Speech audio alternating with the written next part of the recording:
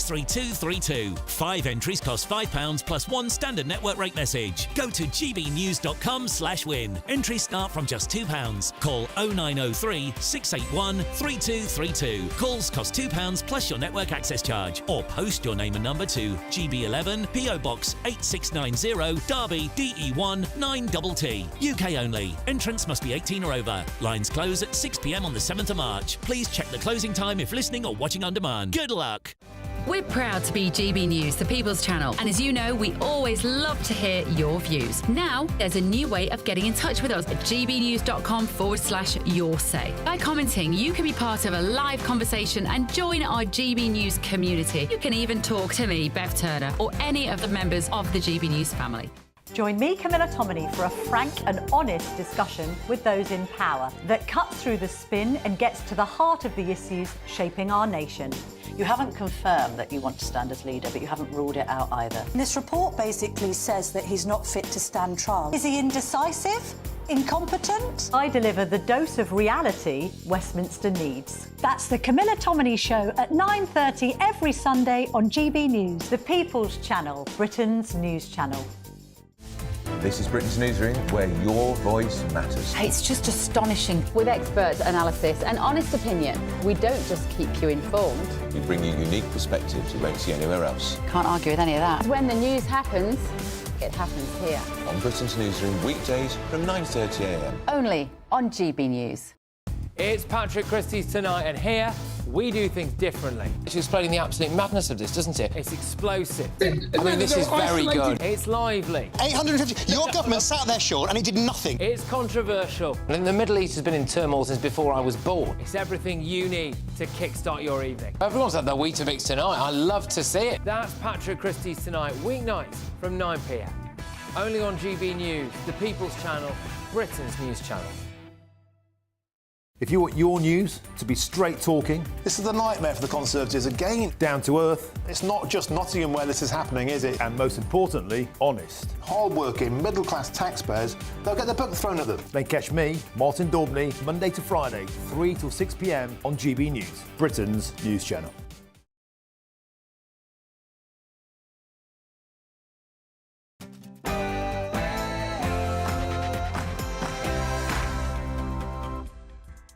Hello, good afternoon and welcome to GB News. We're live on TV, online and on digital radio. I'm Nana Akua, and for the next few hours, me and my panel will be taking on some of the big topics hitting the headlines right now. This show is all about opinion. It's mine, it's theirs, and of course it's yours. We'll be debating, discussing, and at times we will disagree, but no one will be cancelled. So joining me for the next few hours, political commentator Matthew Stadlen, and also broadcaster and columnist Lizzie Cundy. Coming up in my niggle, I'll be taking on Donald Trump and Volodymyr Zelensky after that heated meeting in the White House as the US president shouted over his Ukrainian counterpart, is he nothing more than a bully? Gambling with the lives of millions of people. You're gambling with World War III. You're gambling with World War III. Or is he right?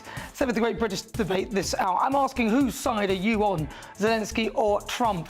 That is a poll, it's live, it's on GB News on our website. Cast your vote now. Meanwhile, it's Keir Starmer's turn to meet the Ukrainian leader this afternoon. I'll be bringing you that live. In difficult conversations, I'll be joined by campaigner Andy Maloney, who says the national insurance increase could harm the disabled community. But before all of that, let's get your latest news with Sophie Reaper.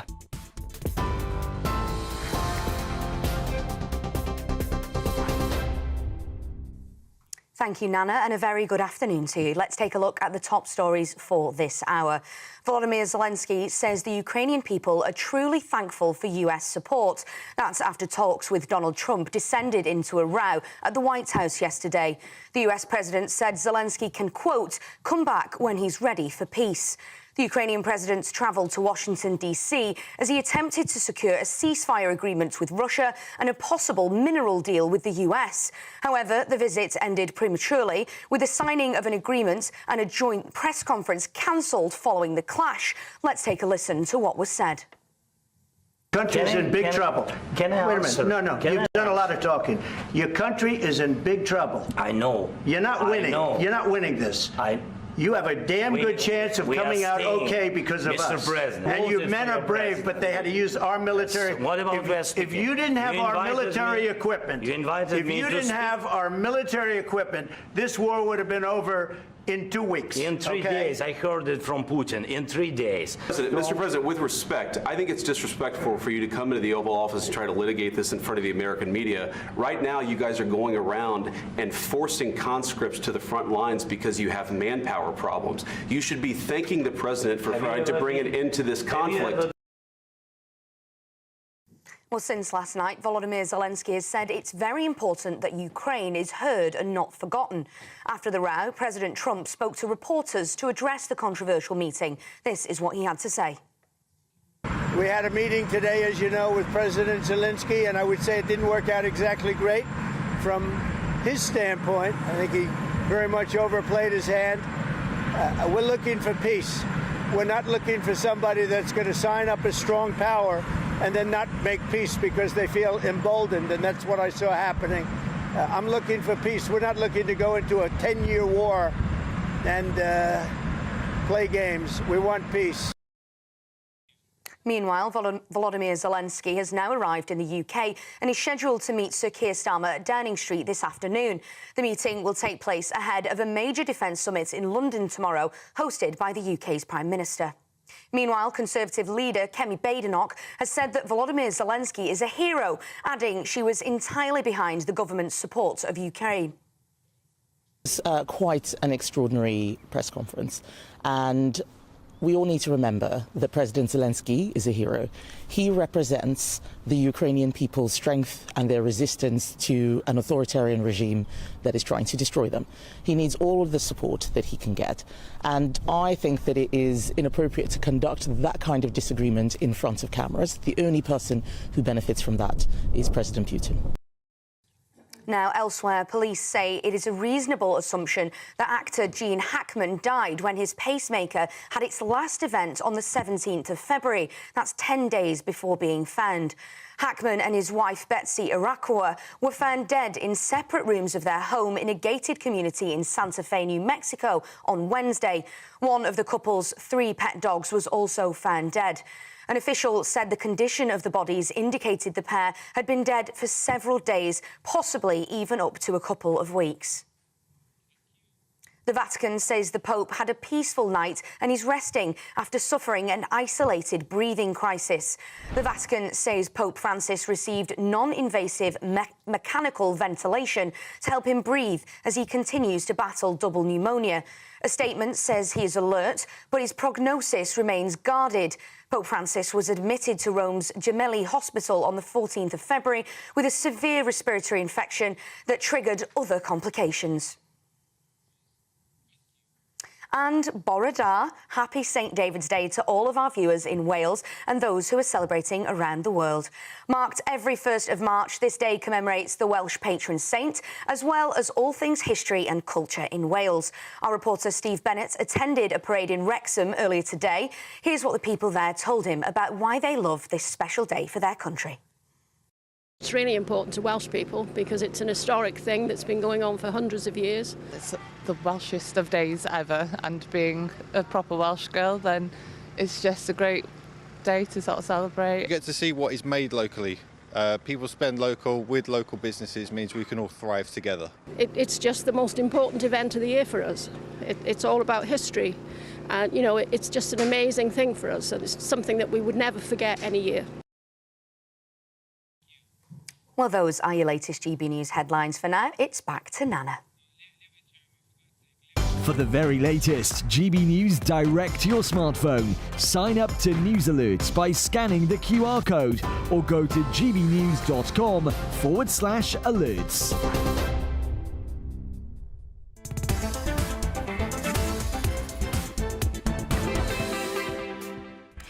So good afternoon and welcome to GB News. We're live on TV, online and on digital radio. I'd just like to say to you, thank you so much for all your amazing messages on all social media platforms and also to the studio here at GB News. Thank you very much. I'm very excited. Somebody's taking me on. Can you believe it? We're live on TV and on digital radio. We've got a cracking show for you. Keir Starmer will meet Volodymyr Zelensky this afternoon. We will bring that live in this show. Stay with us. All of this, of course, follows the heated meeting between the Ukrainian leader and Donald Trump in the White House earlier. So for the Great British Debate, we're going to kick that off with whose side are you on? Volodymyr Zelensky or Donald Trump? The poll is live. It's go to GBNews.com and cast your vote now. And as Donald Trump hinted that he would go along with the government's Chagos deal, I'm asking, do you feel betrayed over the deal? And a very happy St David's Day to all of our lovely Welsh viewers. Happy St David's Day. Our reporter is out and about in Wrexham, so he will be chatting to lots of you there. All of that is coming up. As ever, send me your thoughts. Post your comments. gbnews.com/your say.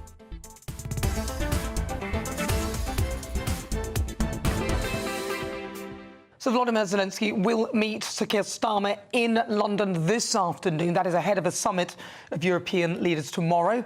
We'll bring you that live as well. Now, this, of course, comes after the heated White House meeting between the Ukrainian president and Donald Trump at the White House. Have a listen.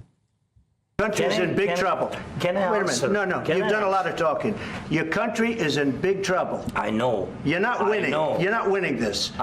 You have a damn good chance of coming out okay because of us. Mr. President. And you men are brave, but they had to use our military. What about if you didn't have our military equipment, if you didn't have our military equipment, this war would have been over in 2 weeks. In 3 days. I heard it from Putin. In 3 days. Mr. President, with respect, I think it's disrespectful for you to come into the Oval Office and try to litigate this in front of the American media. Right now, you guys are going around and forcing conscripts to the front lines because you have manpower problems. You should be thanking the president for trying to bring an end to this conflict. And I know what happens is you bring people, you bring them on a propaganda tour, Mr. President. Do you disagree that you've had problems? During the war, everybody has problems, even you, but you have nice ocean and don't feel now, but you will feel it in the future. God bless. You don't know that. God bless. You God bless. You will not have a war. Don't tell us what we're going to feel. We're trying to solve a problem. Don't tell us what we're going to feel. I'm not telling you. Because you're in no position to dictate that. Remember this. You don't have the cards right now. With us, you start having cards. Right now, you don't. Yeah, you're playing cards. Mr. President. You're playing cards. Serious. You're gambling with the lives of millions of people. You're gambling with World War III. Why don't you wear a suit? Why don't you wear a suit? You're at the highest level in this country's office, and you refuse to wear a suit. Just want to see if you do you own a suit? Yeah, you have problems. A lot of Americans have problems with you not respecting. I don't have such. I will wear a costume after this war will finish. So what do you think about that? A lot of people think he was attacked. It was some sort of ambush by Donald Trump. And I suppose, and J.D. Vance, I suppose if you take that small bit out of context, you could think that. But if you watch the whole thing, the whole interview, you might see a different thing. You might see a different thing. I know I watched it. I watched the entire thing from beginning to end, and I haven't changed my view on it. But what's yours? gbnews.com/your say. I'd love to hear. Joining me now, though, is the former British Army spokesperson, Major Mike Shearer. Mike, thank you so much for joining me. So, Mike, I don't know whether you watched the whole thing or whether you just watched that exchange. Did you watch the whole thing?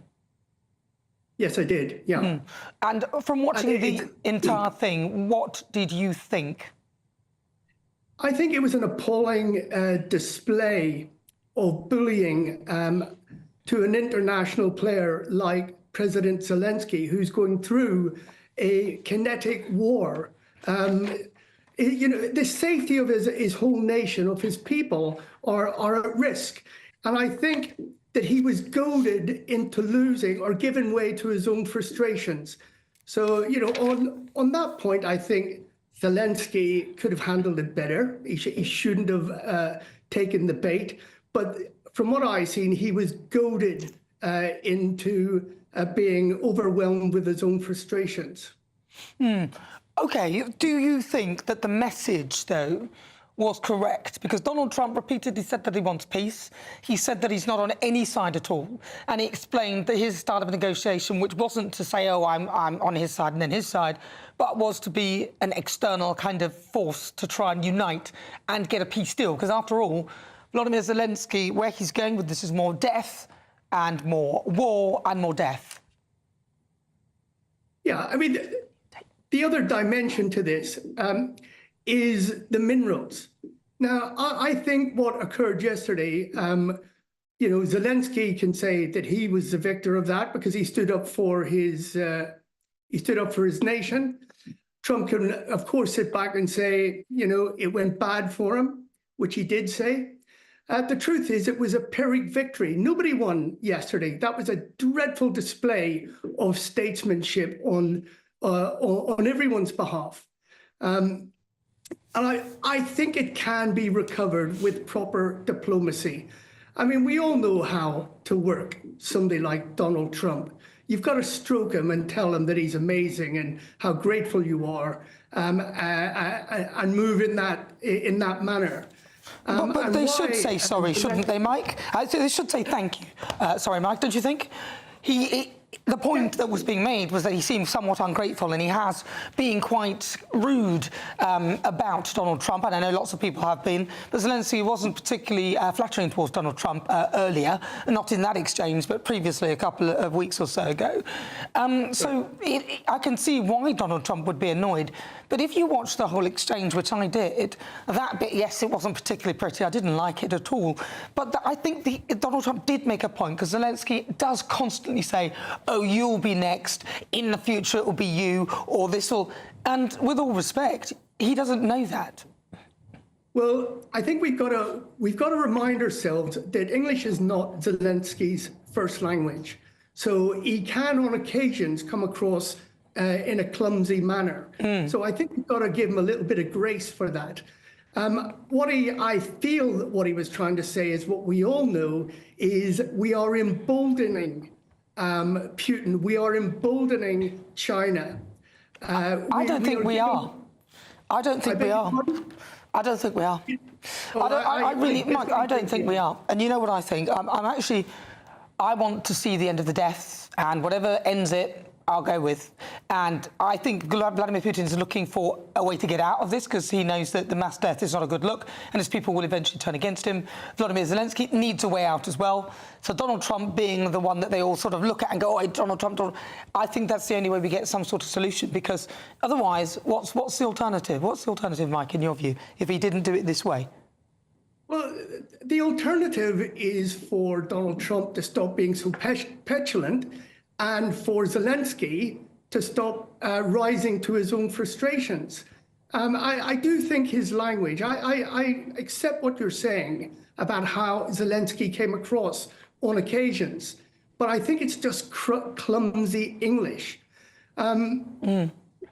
If Russia get their way in Ukraine, and this is the other thing, I think Trump and Putin are speaking about different things.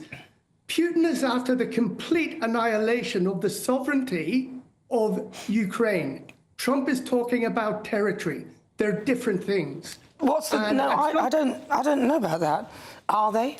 Are they really? Yes. The territory? I think that... Do you not think that Vladimir Putin is after territory? He is. He wants Ukraine. He wants parts of Ukraine. So he's talking about territory. And, of course, if he owns the territory, then he has the sovereignty over that territory. So ultimately... The subtlety in the term sovereignty is to obliterate the sovereignty of the nation-state of Ukraine. Trump is looking at territory. He wants to likely save Ukraine for different reasons, for minerals. If he gives in to Putin, Trump doesn't get any minerals.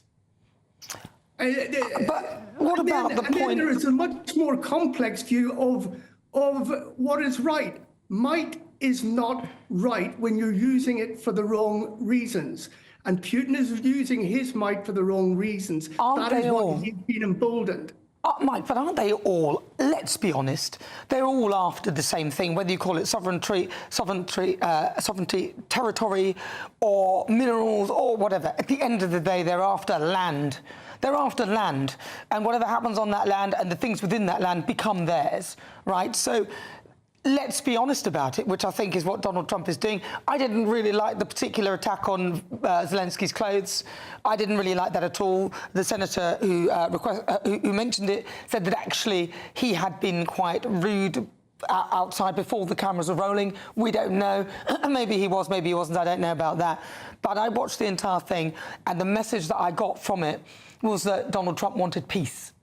And that's what he wants, and that's what I want, and that's what Vladimir Zelensky wants, and ultimately that is what Vladimir Putin wants, because he knows that he has made a real mess of this, and how can he back out of it? The only way is that he will continue killing people, and I know he was wrong to go into Ukraine in that manner. Nobody's saying that he was right, but it has to end, surely. It does have to end, but it has to end with democracy prevailing. And the democracy lies in the people of Ukraine who elect their leader. They have got freedoms that are not enjoyed in Russia. And remember, Ukraine is a buffer state between Russia and the rest of Europe.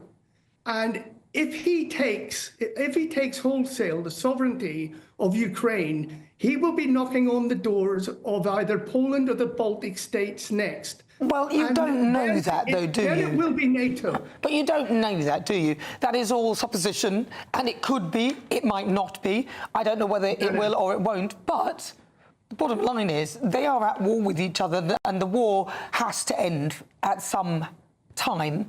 And how many more people need to die for that to happen? It is an unwinnable war for Ukraine. So, at the end of the day... Let me take you back to 1938, 1939. When we watched Herr Hitler do something very similar. I mean, the playbook is there for all to read and see.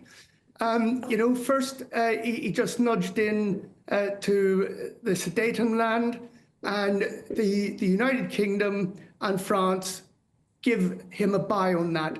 Then he nudged a bit further, then he took Poland, then we get involved, and so on and so forth. These type of people do not stop. And Putin right now is being emboldened by the way in which Donald Trump is speaking. If there is going to be a World War III, it won't be, I promise you, it will not be President Zelensky that started. It'll be the appalling behavior of President Trump right now that encourages it. So you say we carry on as we are, keep supplying them with arms. America keeps supplying Ukraine with arms, just enough to keep the war perpetuating, but never actually winning. Because, Mike, that's what I'm saying. If we were genuine, we would have given them proper weapons where they could have seriously fought Russia, and we haven't done that. In fact, the European leaders have argued, and they've flagellated here and there. They've given them just enough to keep it going, but not enough to win. And I really, seriously don't think that is a goer, and it has to stop. Major Mike Shearer, thank you. It's been a pleasure. Good to talk to you. Lovely to hear your views. If you just tuned in, 20 minutes after 3 o'clock, I'm Nana Akua. This is GB News. We're live on TV, online and on digital radio. Coming up next, whose side are you on, Trump or Zelensky? This is GB News. Headliners on GB News 11 p.m. every night. It's got 3 top comedians going through the next day's newspapers so you don't have to read them, which is great. That's a good point. He's lying. I mean, maybe he's not lying. That's Headliners every night from 11 p.m. and 5 a.m. as well on GB News, Britain's news channel. Britain's Newsroom, weekday mornings from 9:30. It's very emotional. It's designed to shock. What do you want people to take away from that advert? I think, very sadly, a lot of people don't realise the violence and death that's prevalent in the dairy industry. For a cow to produce milk, she needs to be made pregnant, and then for humans to have that milk, the calves are snatched away. So that goes on for around 5 years. The cows are made pregnant every year. Terrible diseases occur because they are producing 10 times more milk than is natural. And then they are killed. The calves that are taken away, if they're male calves, are shot. And for the female calves, just like their mums, they're going to go through the same thing. We've got Kelly Seaton here, who appears to have a cow nudging you, Kelly, behind you.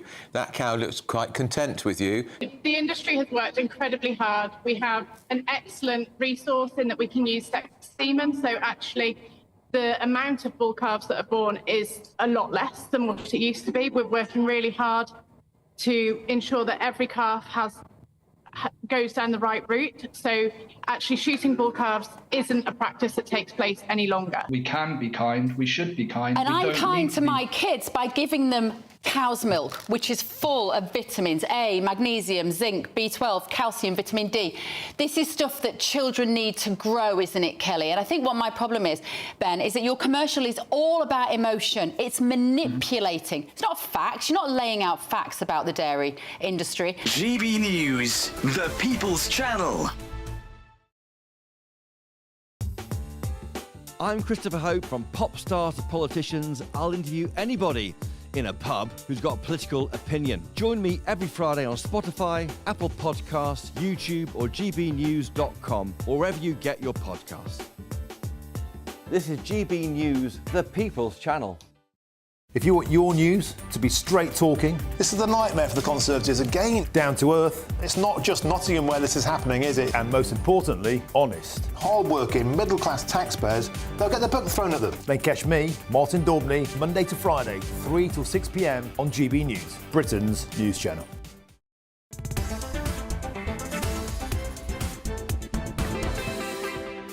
Good afternoon, 23 minutes after 4 o'clock. You may have noticed that I changed outfit. I was wearing brown, then I changed to green. What I did was I asked Matthew Stadlen which one was the better one. He said the brown, so I did the exact opposite. He joins me now on my panel alongside the lovely Lizzie Cundy. But of course, it is time for the Great British Debate this hour, and I'm asking, whose side are you on? Donald Trump or Volodymyr Zelensky? Now, the Ukrainian president has refused to apologise for the fiery Oval Office spat with Donald Trump that saw him leave the White House early. Zelensky travelled to Washington, D.C. as he was due to clinch a deal on minerals with the US on Friday. But the final 10 minutes of the meeting in front of the world's media saw tensions rise and a shouting match unfold. So for the Great British Debate this hour, I'm asking, whose side are you on, Donald Trump or President Zelensky? Well, joining me now, as you saw, my panel, broadcaster and columnist Lizzie Cundy, and also political commentator Matthew Stadlen. All right, Matthew Stadlen, I will start with you. Whose side are you on? Well, America is our number one ally, so that's a very important reality, and we hope it remains a reality. I thought Starmer did a very good job in the White House earlier this week, and in fact... When he handed the little letter with the thing, like a child handing an apple to a teacher. I'm the best, look at me, here's an apple. If you're dealing with a man-child... then you've got to behave accordingly. And I thought Starmer did do a very good job. I thought he secured win after win after win. But just on this issue of Trump and Zelensky, like most people, I think, in this country, and I really think Britain is largely united on this, I was appalled when I first saw that exchange. I thought it was bullying of a sort of schoolyard type of Vance and Trump. And I don't think, by the way, it's particularly helpful to have Vance there. It should be between the two presidents. And it escalated very quickly. Overnight, I watched the entire press conference. Right. And I could see that Zelensky, and by the way, I have huge sympathy for where he's coming from, but I could see that he mismanaged it. And it probably not in his favour. And that doesn't justify for a second how Trump and Vance behaved. I really do think they defiled the office of the presidency. I thought they brought shame on their country yesterday. But I think Zelensky, who is, as we know, a weary leader of a war-torn country that was invaded by a war criminal in the shape of Putin, I think he could have done a better job. OK, but let's bear in mind as well that English isn't his first language. Indeed. So I give him that. But I get a bit bored of it'll be you next, think about this and that, because I don't buy into that at all. Lizzie Cundy. Well, whether you love or loathe Trump, you can see he wants peace. He wants this deal to happen. And it was like watching an unfolding earthquake, watching it. I couldn't quite believe what I was seeing. But Zelensky played it all wrong. You know the beast you're dealing with Trump. And for me, Zelensky just look at his body language, arms crossed, looked, you know, so defensive. And then you have to watch the full 40 minutes, I'm afraid, to get the real grasp of this. Lizzie, do you agree that the problem is the substance? Because I agree with you that the way Zelensky handled it, his body language, perhaps some of the language he used, did not work and backfired. But his concern is that the deal that he was about to strike would not give him the security backup that he feels, and I completely understand why he feels this, he needs. Because if he doesn't get a security backup, what is there to stop Putin continuing to take bite-sized chunks out of his country? But Zelensky would see that with the US being there with the minerals, they're going to have the American troops and workers there. So, you know, they have that reassurance already. Zelensky did it all the wrong way. And for me, he blew it. This was a great opportunity for him, and he really messed it up. And I'm really sorry. We know Trump. We know what he can say. 1 minute he called him a dictator. The next he said he didn't say it. We know the beast. And he does deals. It's like a transactional deal. I agree. I think it should have been just Trump and just Zelensky. But what's together. wrong with that? I don't think Vance What really would you helped the expect, matter. though? But JD Vance is there. He's part of the Trump administration. I thought that it was Zelensky should have known that it would be slightly. It's like a 10 against 1 situation, but.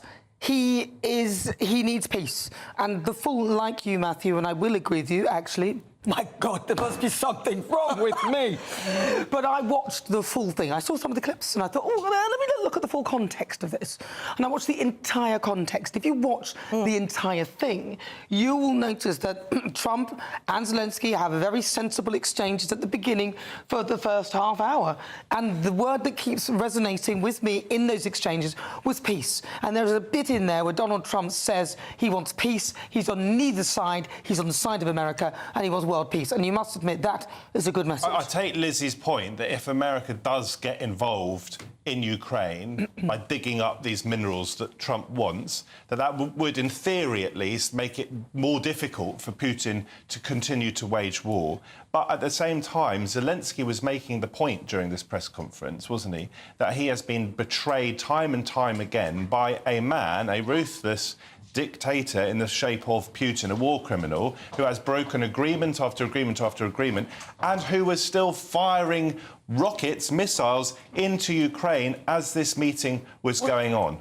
Yeah, but look, Matthew, we know this. We know what Putin is. He is a despicable dictator.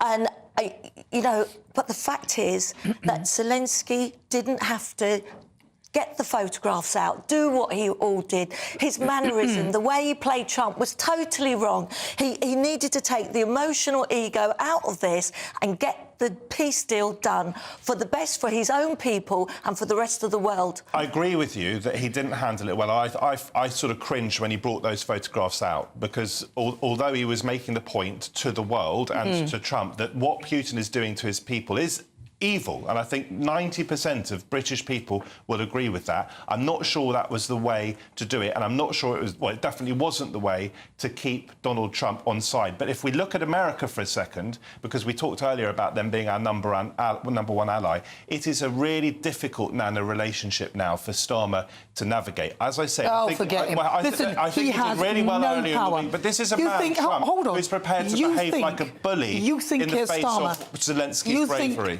Starmer did well earlier this week. Really well, I where thought, he very sat well. down Very like well. a little child who had no power at all, trying to hand little apple to a teacher. That's how I saw it. Sorry. And I did not think that that was good at all. I thought the roles were Sorry, reversed. I'm not asking you. I'm just going to finish child. that. I'm going to finish that. No, I believe that Keir Starmer behaved like a child. He has no power in this at all, and Donald Trump made that clear by saying, well, you think you can take Russia on your own, which only goes to show that Keir Starmer has no... And Keir Starmer just went... and I thought, exactly, back to the world of reality. And Keir Starmer, the man that wanted to abolish the monarchy... Oh, yes. That's what he does, gets the old royal invite out. You know, it just beggars belief. The man is such a hypocrite. You have to understand that, Matthew. The man is our Prime Minister now. Unfortunately. And he is representing us, democratically elected, as is Trump, of course. With a very small portion of the electorate, let's be honest. But with a very wide majority, you're right. After the but with a disaster very of the wide Tories. majority. And he realises that he has to act in the national interest. And the national interest involves not falling out with the President of the United States, treating a man-child with kid gloves, which is what he did, and he brought out a Trump card. Forgive the pun, didn't he? Can I because stop you? that is what Matthew, I'm will going to appeal stop to you him. there. I'm going to stop you there because I think we get out of these things calling people names, man-child and all that. I don't think that works really because you call Starmer a child. No, well, he is. It's Nana's show. But no, it is also my show. No, I said he behaved like a child. I didn't call him a child. I didn't call him a child. I said he behaved like a child, handing an apple to a teacher. So that's not calling him a child, but that's his behaviour. I'm not calling him names. I'm not going to call him a man-child, even though, you know, I'm going to stop there and I'm not going to fall into the same abyss that you are in right now. But the bottom line is this, that we cannot have people like Keir Starmer giving apples and behaving in that manner and then on one hand doing this and one hand doing that. What we need is a strong leader like Donald Trump to actually just cut through all the hogwash, and I'm going to be very interested to see how Keir Starmer handles Zelenskyy this afternoon because he's still insisting that we're going to support them. I don't see how. That's it, and the thing with Keir Starmer, he sits in the middle of the road, doesn't he, all the time. You know, when you keep doing that, you get run over. And I'm really interested how he's going to play this because don't forget, Trump will be watching so closely. What would you guys like Starmer to have done? Would you have liked him to go to the Oval Office and tell Trump to his face what I, for example, think of Trump? I think he has behaved... No, not again. I think he's behaved absolutely... You're going to call him a man-child? ...despicable things, and he has behaved like a man-child. But if you look, for example, about the video, and I'm sure you'll agree with me on this, Nana, the video that he posted on his Truth Social website just the other day of the way he is going to transform Gaza, which is a mass grave for Gazans, for Palestinians at the moment, with golden images of Trump. I thought it was one of the most disgusting things ever to come out of the Oval Office. Starmer could have gone there, pointed his finger in his face and said, that is despicable. Of course, in the real world, he wasn't going to do that because he's our Prime Minister trying to nurture a special relationship. OK, I think that's what you call satire. It's a bit of a joke. They're being silly. Remember the blimp of Donald Trump by our very good friend Sadiq Khan. So let's not make comparisons there, and Sadiq Khan commissioned that. So, you know, let's be honest. And as for, I think Donald Trump has been very forgiving of Sir Keir Starmer's front bench after calling him a neo-Nazi sympathising sociopath. This man is now our Foreign Secretary. So if we're going to start looking at who's calling who names and doing things, then I think we should... What do you guys want from Starmer? What do I want from Keir Starmer? What do you want from him? What do I want from him? I'd actually like him to resign as our Prime Minister because he has lied, in my view, although many feel that he hasn't. But I don't think he's been 100% truthful on his manifesto because he's not really following it. He's doing whatever he likes. But anyway, I haven't got time to go on to that because there's loads more still to come here on GB News. We're live on TV, online and on digital radio. In the Great British Debate coming up next, I'll ask you, do you feel betrayed over Chagos? But let's get your latest news headlines with Sophie Reaper.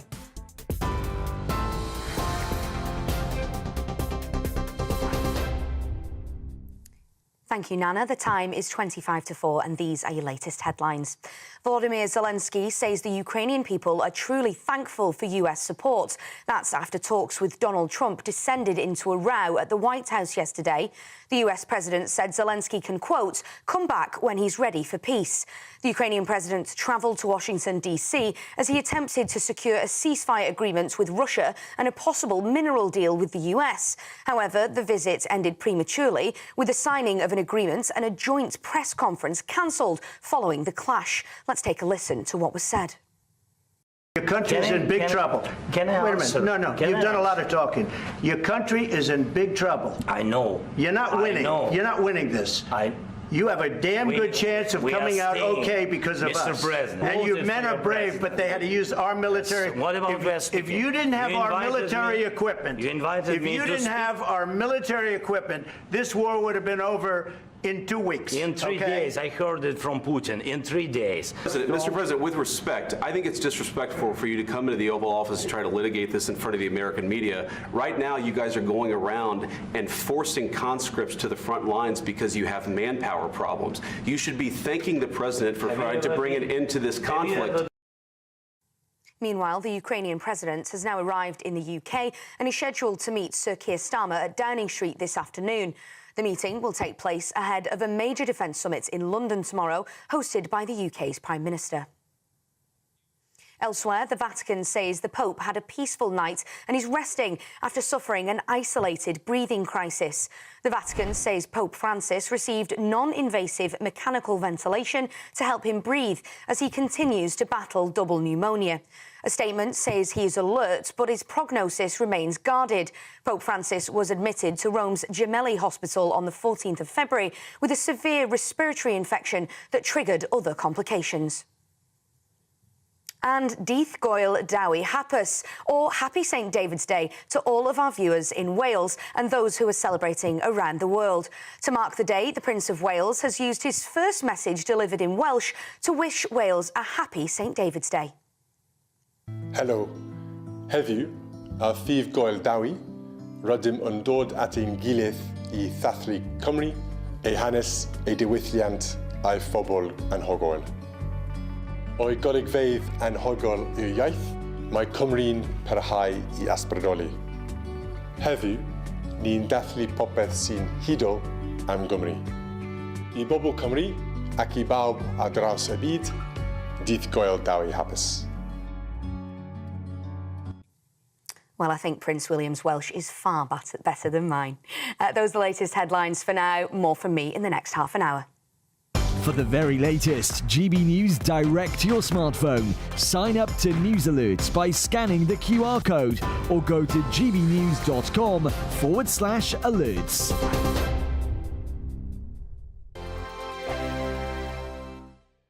Good Afternoon Britain isn't just about us. The wonderful thing about this programme is it's about everyone watching. It's an interactive programme. Well, there absolutely is something to see here, and we're going to be talking about it more. Whether it's breaking royal news, Will, please bring us up to date. Or indeed a particularly punchy speech in the House of Commons. Very, very curious. We bring it to you live, and then we bring you live reaction as well. That's Good Afternoon Britain, weekdays from midday. Only on GB News, the People's Channel, Britain's news channel.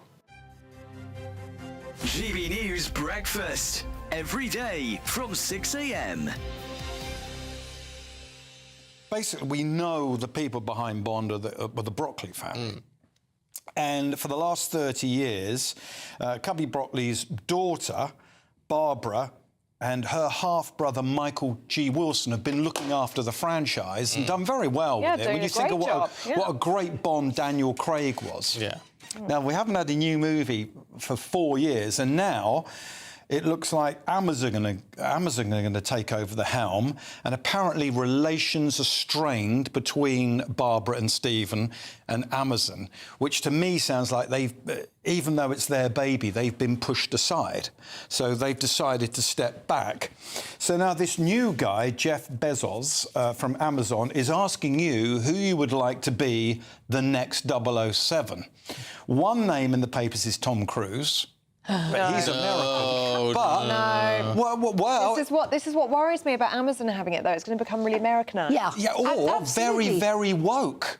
I mean, are we going to have a woman playing James Bond? I don't know if Jeff Bezos is that woke, is he? Well, no, but Amazon are quite woke, aren't they? No, they were woke when it was trendy to be woke, and now that we've got Trump in the White House, then they're not going to be woke at all. I mean, it's the Americanisation I worry about, and I do know somebody else who was in for it, who is Ian Fleming's great nephew, who would have kept it in Britain, right? It should be kept in Britain, and it's the Broccolis. They were American. Oh, she is American. But, I mean, they were based in Britain. And we want it to stay British. They'll keep it at Pinewood. Right time. GB News, the People's Channel. Mornings don't have to be tiresome, especially if you have the right company. Wake up to news as it happens, opinion and debate, and, of course, a little bit of entertainment too. Because when the kettle's on, we're on. That's Breakfast on GB News, a show worth waking up for. Every morning from 6 a.m. Only on the People's Channel, Britain's news channel. We'll spread the news, you spread the word.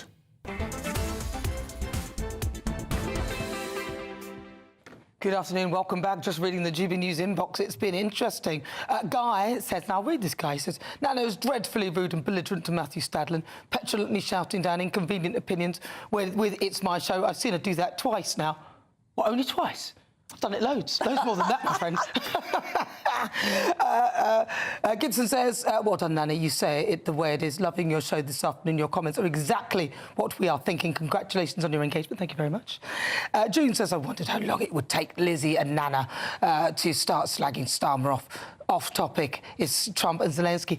It is and it isn't, because actually Keir Starmer is at Downing Street expecting Zelensky any moment, and it's all part of the same thing. So we don't always just stay on one track. But thank you for your thoughts, and I get this. This is getting so boring. Should change the name of the programme to Nana and Lizzie Hate Starmer. Supposed to be a balanced political show. Bored, June from Holstead. Sorry about that, June. We'll bring you the interview with Starmer. Stay with us, don't worry. And it's good to have different opinions, and I respect your view. I don't agree with you at all, though. But this is GB News, 42 minutes after 3 o'clock, and it's just over half an hour. In just over half an hour, Keir Starmer will welcome the Ukrainian President Zelensky to Downing Street. Let's bring in GB News reporter Adam Cherry. He is outside number 10 right now. Adam, so when is Zelensky expected to arrive? Well, we're told to expect Volodymyr Zelensky just after 5 o'clock. The bilateral meeting will be held inside Downing Street behind me at 5:15. Of course, we have the meeting tomorrow, that summit tomorrow, featuring European leaders. That was expected. It's a bit of a surprise here that we're having this meeting today, but of course it comes after that shouting match in the Oval Office yesterday, which really changed everything. And it was only 24 hours before that it was Keir Starmer in the Oval Office, smiling and shaking hands with Donald Trump, and the Downing Street team feeling pretty happy after they left that meeting and hoping that they'd softened the White House's stance on Ukraine. Now it doesn't look like that's the case. Of course, if you look at the responses from number 10 and indeed from the Chancellor today, you can see that they're trying to balance that relationship between Europe and America. They didn't criticise Donald Trump after that shouting match yesterday, in which Trump and J.D. Vance were aggressively saying that the Ukrainians and Volodymyr Zelensky should be more grateful.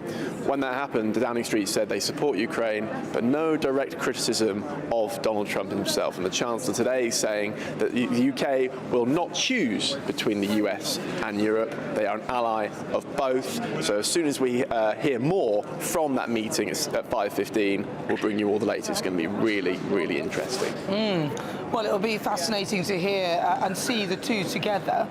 Now, of course, we are saying in this country that we're not going to be taking sides or in any way.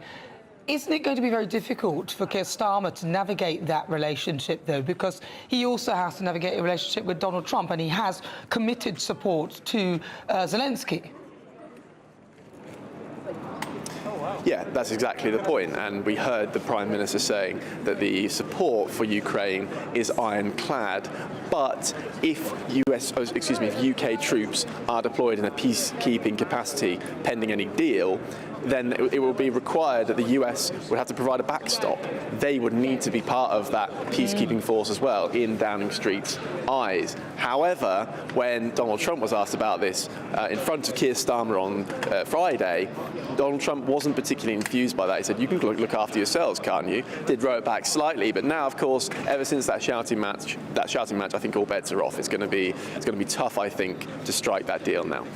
All right, Adam, listen, we are going to come back to you for sure and follow up what's going on there. We'll expect to see and get bits of that meeting as and when. But let's see what my panel are going to be thinking, because, of course, it's time for the Great British Debate this hour. And let's talk about the Chagos deal. Do you feel betrayed over it? Donald Trump has suggested he will approve Sir Keir Starmer's deal to hand the Chagos Islands over to Mauritius in a boost for Downing Street. In a warm meeting between the two leaders in the Oval Office, the US president said leasing the American military base on the islands for 140 years was powerful and doesn't sound bad. But then, of course, on one side, Donald Trump did say that Zelensky was a dictator, and then he goes, "Did I say that?" So I'm not going to hold much credibility to what he's actually saying, and actions always speak louder than words. But for the Great British Debate this hour, I'm asking, do you feel betrayed over the Chagos deal? OK. I'll start with you, Lizzie Cundy. Yes, I do. It wasn't Keir Starmer's to give away. It's going to be costing $9 billion. And I have to say, I think Donald Trump will change his mind on this. I think at the minute he's looking at this, trying to get peace with Zelensky and Putin, so this terrible war stops, and obviously with the Middle East. So I think his chief in command will definitely be changing Trump's mind on this. Matthew Stanton, do you feel I thought it was a moment of real humiliation for the British right-wing politicians, not all of them, and swathes of the British right-wing press. They had staked so much credibility on Starmer failing on this, on the idea that Starmer was somehow almost a traitor for giving away our islands and then renting them back. He is. And then Trump, who's a hero to many of these people, said, actually, yeah, I think we'll back Starmer on this. It was a massive political win for I don't actually think Trump fully understands it. As I said, he's got far greater things he's trying to deal with at the minute. This is the whole point, Lizzie, about this. You say he doesn't understand it. Was that this is supposed to be critical to American defence as well as British defence. So you'd think that the people briefing him, the people around him, would understand it. You'd think that the people around Biden, whether you agree with Biden's politics or not, there's plenty I disagreed with. He was president of America, and his first priority is the defence of Americans. So for 2 presidents in a row to say actually Starmer's got it right, humiliation for people in Reform, for Tories, and a massive win for Starmer. Well, as Nana said, Trump's called Zelenskyy a dictator, then he changed his mind. Trump, I bet you, will change his mind on this. We'll come back and debate it if he does. Well, we shall see. But if you're now in Surges and Winter Sun because you're sick and tired of all of this, then here's a forecast of some of the top European holiday destinations.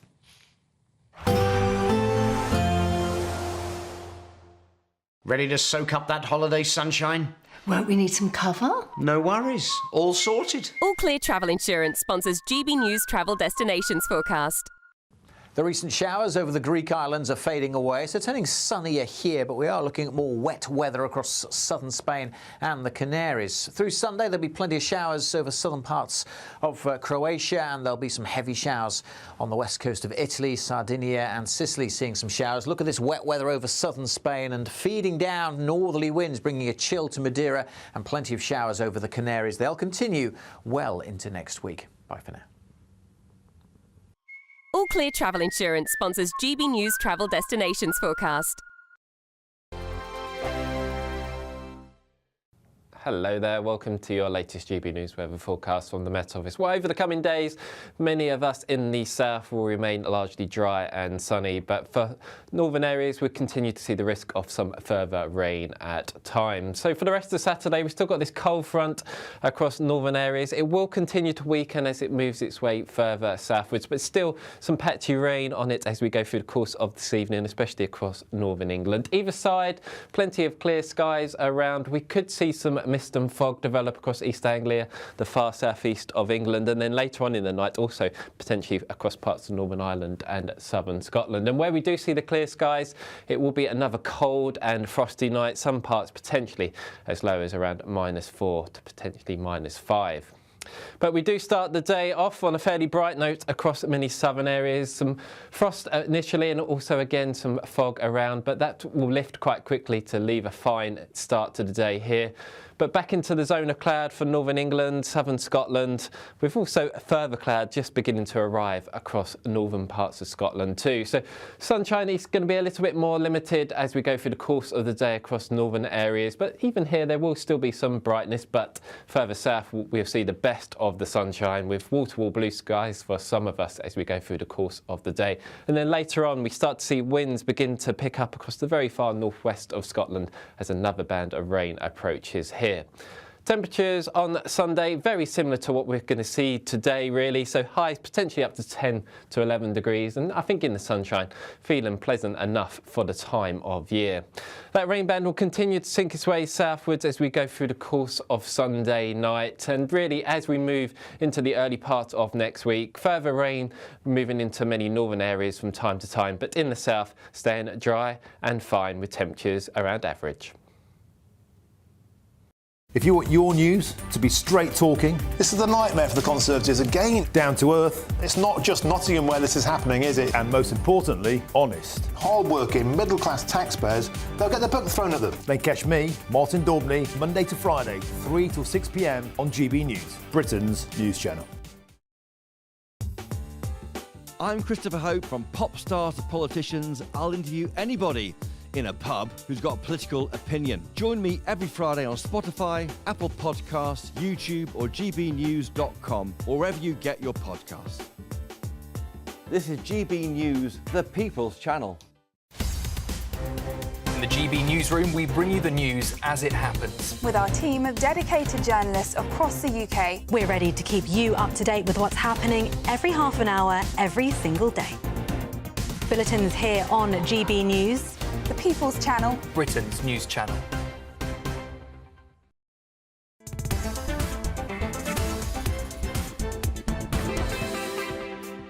Right, welcome back. This is GB News. We're live on TV, online and on digital radio. I'm Nana Akua. Gwyeth Dwi, or Happy St David's Day. Every year, I hope I've said that right, on the 1st of March, Welsh people around the world celebrate the country's patron saint, St David. Our reporter Steve Bennett went to Wrexham for more.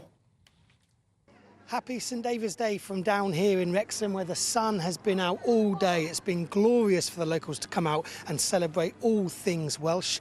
Let's go ahead and speak to Fern, who we spoke to earlier. Fern, how's your day been? Has it been a success? Yeah, it's been amazing. The weather's really helped. It's been a lovely day and it's just been a fantastic turnout. Everybody seems really happy, all the traders seem happy and customers, and it's just been a really lovely atmosphere, really, and just sort of happy and sunny and Welsh. And as you said, the sun makes a massive difference, doesn't it? It's been loads of people around just enjoying the food, the drink, the parade. Yeah, I mean, we've had lots of months where the rain has really cooled things off, so we've been really, really lucky with the weather today, and it just makes that difference. People want to stay out, they want to have a drink and something to eat, and like we've got the games for kids to play with and the music, and it's just really, the sun has really shone on us today, I think. And it's a real nice opportunity, isn't it, to celebrate the people, Wales itself, a real positive atmosphere today. Yeah, that's what it's about. It's just about having it as a community. I mean, that's why we have things for kids to do and things for people to enjoy, and try and keep it as cheap as possible and affordable for people. And it's just about celebrating everybody and all our local traders and just Wales as a whole, really. Same again next year? Yes, hopefully. Well, it's on a Sunday next year, but yeah, we will. We'll repeat it again, hopefully. Fern, thanks for taking the time. Lovely to speak to you. Fern there, who, as we spoke to earlier on, oversees this whole market, and as she said, it's been a real successful day here in Wrexham, celebrating all things Wales. Well, so there you go. It's lovely, isn't it? We'll keep celebrating that throughout the day, because obviously it's the full day. Listen, I've got quite a few views. Martin says, why do you keep giving airspace to this person calling people, normal people, right-wing? I think they're referring to you, Matthew. Steve says, Nana, I've watched GB News since your first day. We need balance, really, on TV. I never thought that I could fall out with you on your views. A question for you. How on God's earth could Zelenskyy leave the Oval Office having signed a deal with, which will give Trump the rare earth minerals? Listen, I'm not on anybody's side. I just would like peace, and on that I agree with Donald Trump, and the quicker the better. So stay with me, because in my niggle I will be taking on Donald Trump and Volodymyr Zelenskyy after that heated meeting in the White House. I watched the entire thing, so I put it all into context to some of you who didn't, so stay tuned. That is coming up very shortly. As ever, gbnews.com/your say for your opinions. But now let's get an update with your weather.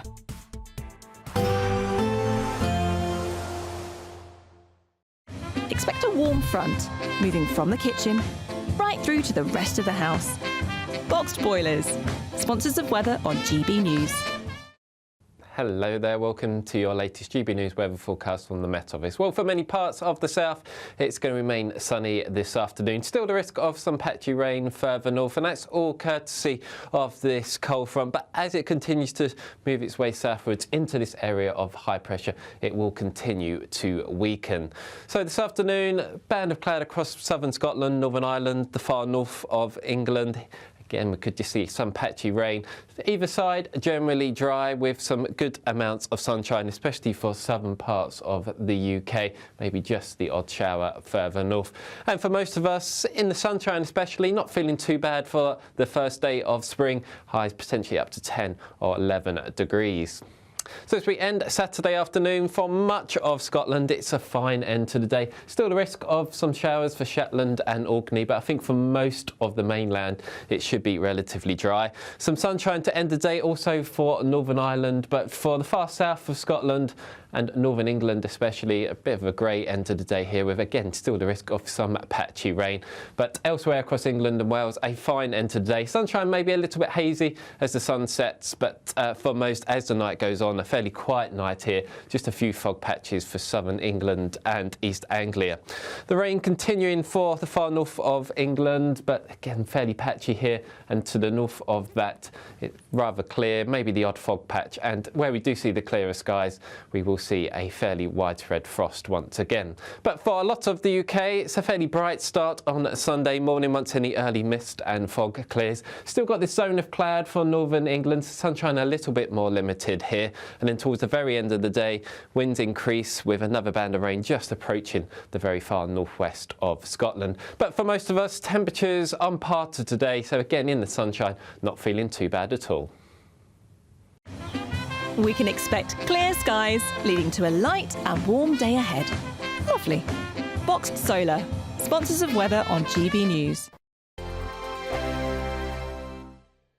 It's the final week to see how you could be one of 2 big winners in our latest giveaway, as we have 2 prize bundles that have to be won. There's 2 lots of a totally tax-free £10,000 in cash. You'll also receive a brand new iPhone 16, along with £500 in shopping vouchers to spend at your favourite store. Hurry, lines close on the 7th of March. For another chance to win, text cash to 63232. One entry costs £2 plus 1 standard network rate message, or text bonus to 63232. 5 entries cost £5 plus 1 standard network rate message. Go to gbnews.com/win. Entries start from just £2. Call 0903 681 3232. Calls cost £2 plus your network access charge, or post your name and number to GB11 PO Box 8690 Derby DE1 9TT. UK only. Entrants must be 18 or over. Lines close at 6 p.m. on the 7th of March. Please check the closing time if listening or watching on demand. Good luck.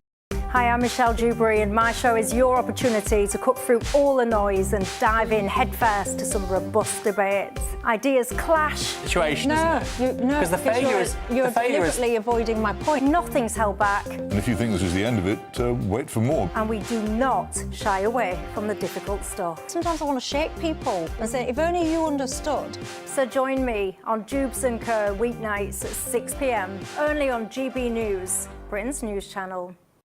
It's Patrick Christie's Tonight, and here we do things differently. It's explaining the absolute madness of this, doesn't it? It's explosive. I mean, this is very good. It's lively. 850. Your government sat there short and it did nothing. It's controversial. And the Middle East has been in turmoil since before I was born. It's everything you need to kickstart your evening. Everyone's had their Weetabix tonight. I love to see it. That's Patrick Christie's Tonight, weeknights from 9 p.m.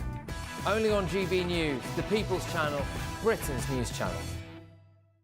Join me, Camilla Tominey, for a frank and honest discussion with those in power that cuts through the spin and gets to the heart of the issues shaping our nation. You haven't confirmed that you want to stand as leader, but you haven't ruled it out either. This report basically says that he's not fit to stand trial. Is he indecisive?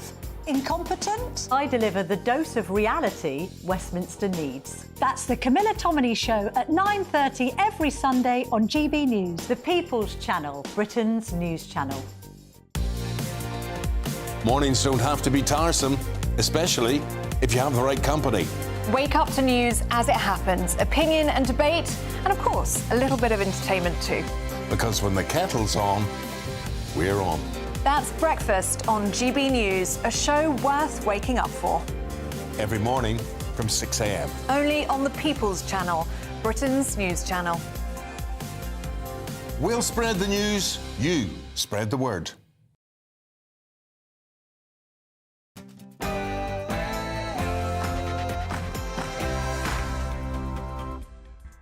Hello, good afternoon, and welcome to GB News. We're live on TV, online, and on digital radio. I'm Nana Akua. And for the next few hours, me and my panel will be taking on some of the big topics hitting the headlines right now. This show is all about opinion. It's mine, it's theirs, and of course, it's yours. We'll be debating, discussing, and at times we will disagree, but no one will be cancelled.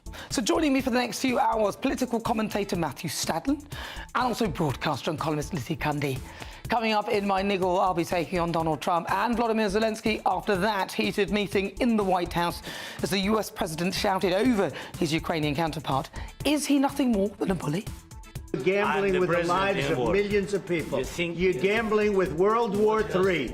You're gambling with World War III. So what do you think? Whose side are you on, Zelenskyy or Trump? The poll is live. Head over to the GB News website and cast your vote. Meanwhile, it is Sir Keir Starmer's turn to meet the Ukrainian leader this afternoon. We will be bringing you that live on this show. And in difficult conversations, joining me, campaigner Andy Maloney, who says that the national insurance increase could harm the disabled community. All of that on the way, but first, let's get your latest news with Sophie Reaper.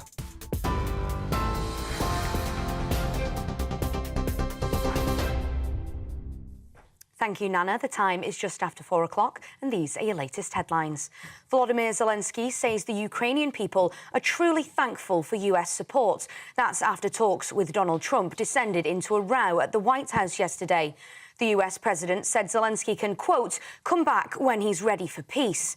The Ukrainian president travelled to Washington, D.C. as he attempted to secure a ceasefire agreement with Russia and a possible mineral deal with the US. However, the visit ended prematurely, with the signing of an agreement and a joint press conference cancelled following the clash. Let's take a listen to what was said. Your country is in big trouble. Can I Wait a answer? minute. No, you've done a lot of talking. Your country is in big trouble. I know. You're not winning. You're not winning this.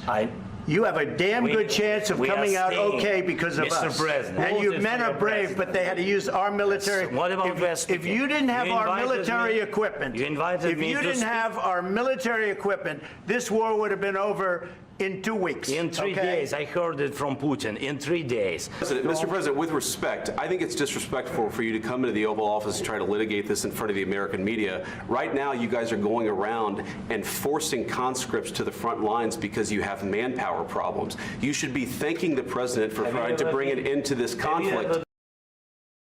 Well, after the row, President Trump spoke to reporters to address the controversial meeting. This is what he had to say. We had a meeting today, as you know, with President Zelenskyy, and I would say it didn't work out exactly great from his standpoint. I think he very much overplayed his hand. We're looking for peace. We're not looking for somebody that's going to sign up as strong power and then not make peace because they feel emboldened, and that's what I saw happening. I'm looking for peace. We're not looking to go into a 10-year war and play games. We want peace. Meanwhile, the Ukrainian president has now arrived in the UK and is scheduled to meet Sir Keir Starmer at Downing Street this afternoon. The meeting will take place ahead of a major defence summit in London tomorrow, hosted by the UK's Prime Minister. Meanwhile, Conservative leader Kemi Badenoch has said that Volodymyr Zelenskyy is a hero, adding she was entirely behind the government's support for Ukraine. I thought it was quite an extraordinary press conference, and we all need to remember that President Zelenskyy is a hero. He represents the Ukrainian people's strength and their resistance to an authoritarian regime that is trying to destroy them. He needs all of the support that he can get. And I think that it is inappropriate to conduct that kind of disagreement in front of cameras. The only person who benefits from that is President Putin. Elsewhere, police say it's a reasonable assumption that actor Gene Hackman died when his pacemaker had its last event on the 17th of February. That's 10 days before being found. Hackman and his wife Betsy were found dead in separate rooms of their home in a gated community in Santa Fe, New Mexico on Wednesday. One of the couple's 3 pet dogs was also found dead. An official said the condition of the bodies indicated the pair had been dead for several days, possibly even up to a couple of weeks. Teachers are to be consulted about a 2.8% pay rise and whether they're prepared to strike over the offer. Around 284,000 members of the National Education Union working in maintained schools in England will be asked to vote on accepting or rejecting the government's recommendation. The union said the ballot will gauge teachers' views on the need for a fully funded pay award that takes steps to address the crisis in recruitment and retention. And finally, Bore Da, happy St David's Day to all of our viewers in Wales and those who are celebrating around the world. Marked every 1st of March, this day commemorates the Welsh patron saint, as well as all things history and culture in Wales. Our reporter, Steve Bennett, attended a parade in Wrexham earlier today. Here's what the people there told him about why they love this special day for their country. It's really important to Welsh people because it's an historic thing that's been going on for hundreds of years. It's the Welshest of days ever, and being a proper Welsh girl, then it's just a great day to sort of celebrate. You get to see what is made locally. People spend local with local businesses means we can all thrive together. It's just the most important event of the year for us. It's all about history. And, you know, it's just an amazing thing for us. And it's something that we would never forget any year. Those are your latest GB News headlines for now. More from me in the next half an hour. But now it's back to Nana.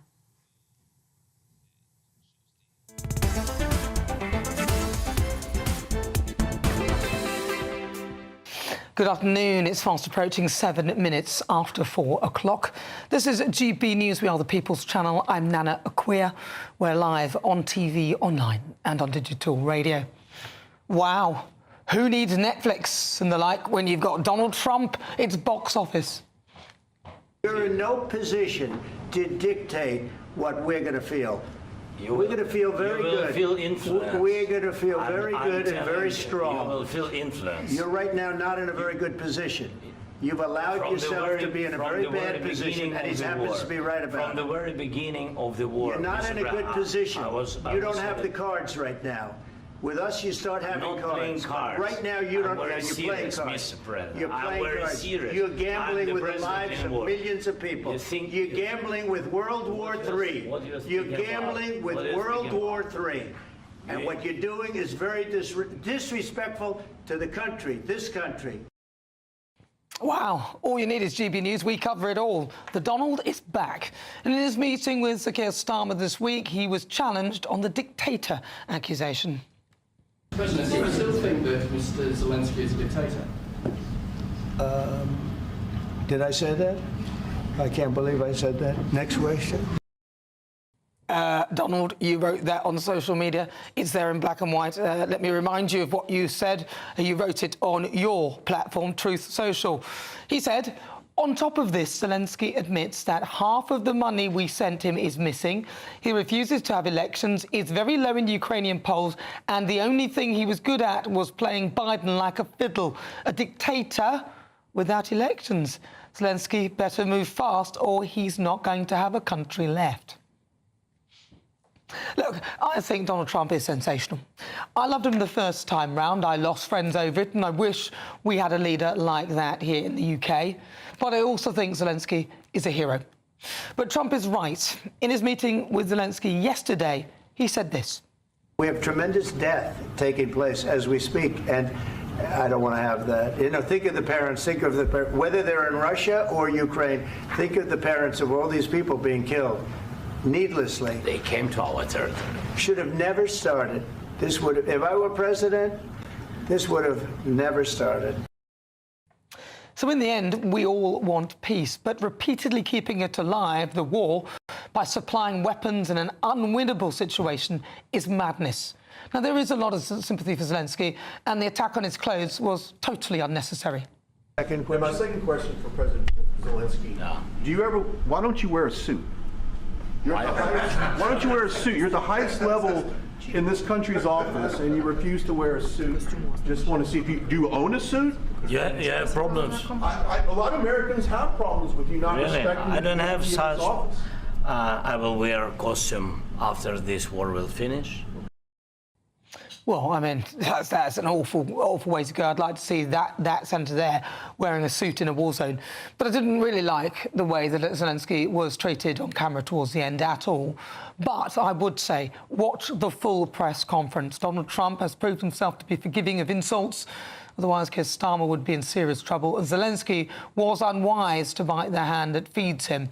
But what happened, and also what happened off camera, Rubio pointed out that Zelenskyy was rude at some points. But as I said before, watch the full press conference instead of just focusing on this bit. Not in a good position. You don't have the cards right now. With us, you start having cards. Right now, you don't. You're playing cards. You're playing cards. You're gambling with the lives of millions of people. You're gambling with World War III. You're gambling with World War III. And what you're doing is very disrespectful to the country, this country. That's back to you. Far more than a lot of people said they should have. So my comments really on this, I don't like to see people being treated badly on camera. I think Zelenskyy did handle bits of that badly. But Donald Trump wants the war to end. We all do. He talks about a pathway to peace. So rather than trying to mobilise troops to die in an unwinnable war, which it sounds like Keir Starmer is prepared to do, be it either on a peacekeeping level or whatever, the war needs to end. Donald Trump has a point. We can't take on Russia, and Ukraine are finished without America. It's time to end the war. So he's right.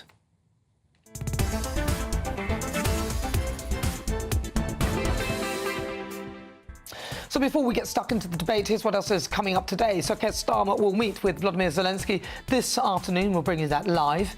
Then for the Great British Debate this hour, I'm asking, should the BBC licence fee be optional? That's after a mass officials son was paid for the BBC documentary. In my next Great British Debate, I'll be asking, is Keir Starmer right to cut the foreign aid budget? His International Development Minister, Annalise Dodds, doesn't think so. She has resigned. And as GPs strike as the deal to help the 8 a.m. scramble appointments, I'll be joined by Rennie Honderkamp in the Pulse. All of that on the way. As ever, send me your thoughts, post your comments at gbnews.com/your say.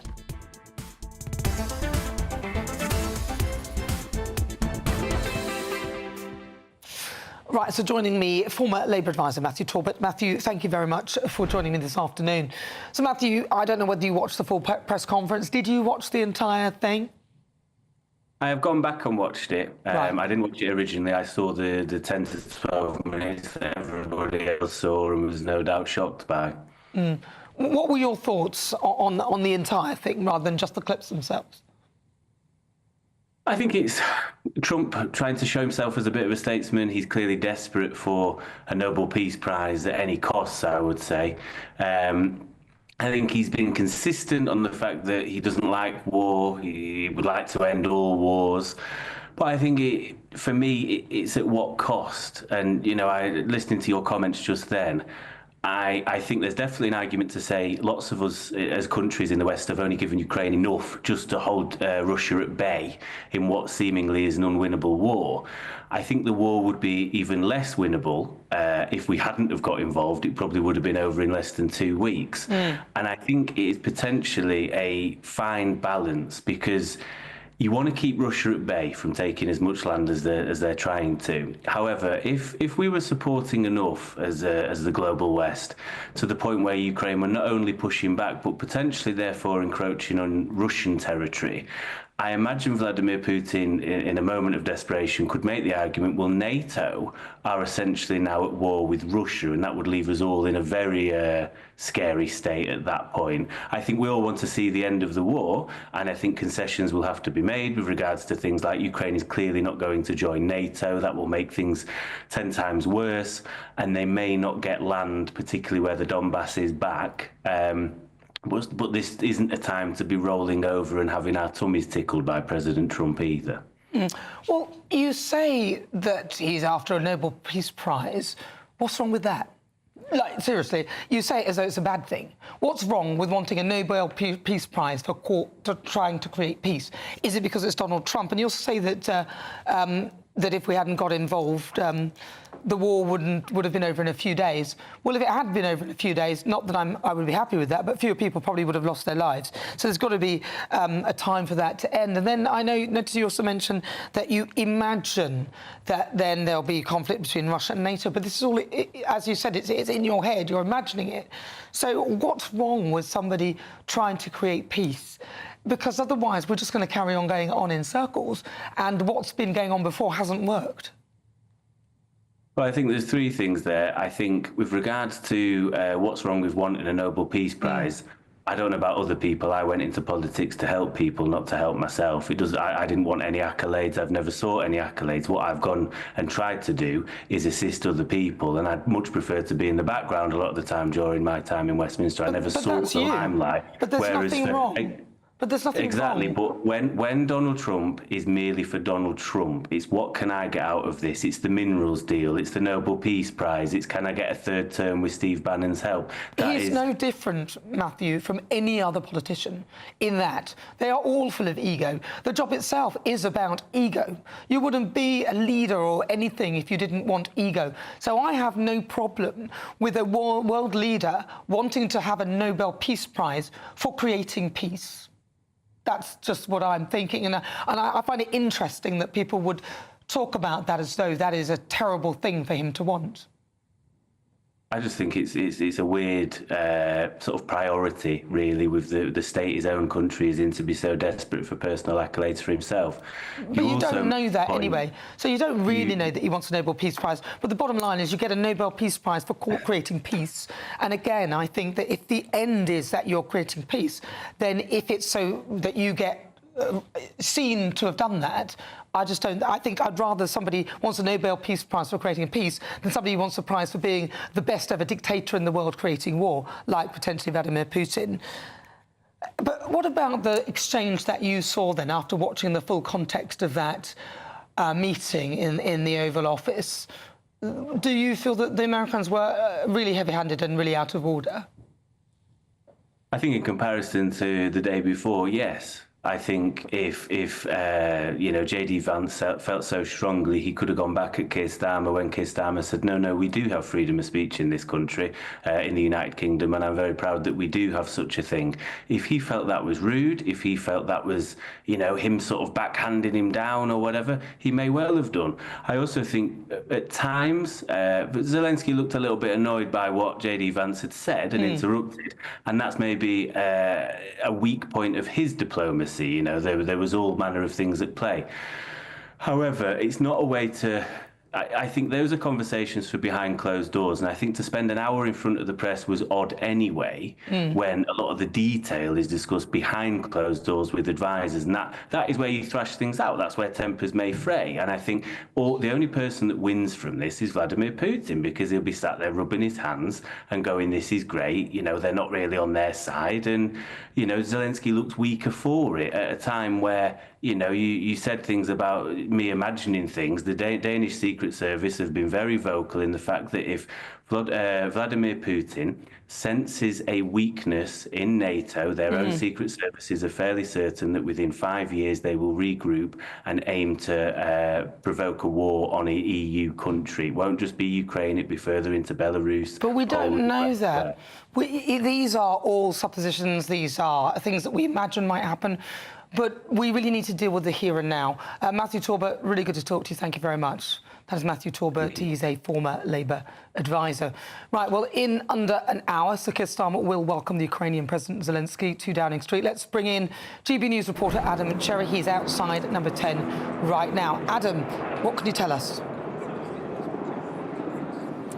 That's right, Nana. We're expecting the arrival of Volodymyr Zelenskyy in about an hour's time, and it comes ahead of that summit tomorrow with European leaders. But really, the whole point of this, and the reason this is so surprising, is everything changed after that shouting match you've just been discussing with Matthew Torbert in the Oval Office, because the day before that was when Keir Starmer was in the Oval Office, and Number 10 felt pretty happy after that discussion. They came away thinking they weren't sure how it was going to go, but actually they shook hands, had a good relationship, and maybe that had softened the US administration's stance on Ukraine. They'd offered 2.5% of GDP on defence spending by 2027. Donald Trump liked that, and perhaps they were softening them up enough that they would provide the backstop, that crucial backstop for a peacekeeping force in Ukraine.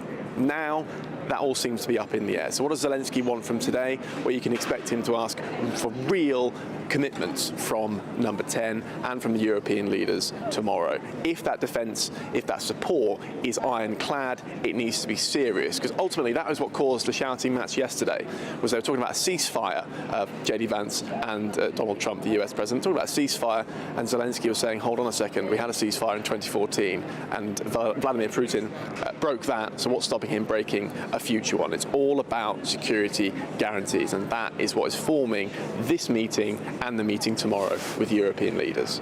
All right, well, Adam, we will stay close to that and to you, of course, and that should be coming but within the next sort of 45 minutes. So stay with us here on GB News. This is GB News. We're live on TV, online and on digital radio. I'm Nana Akua. Coming up, the Great British Debate this hour, I'm asking, should the BBC licence fee be optional?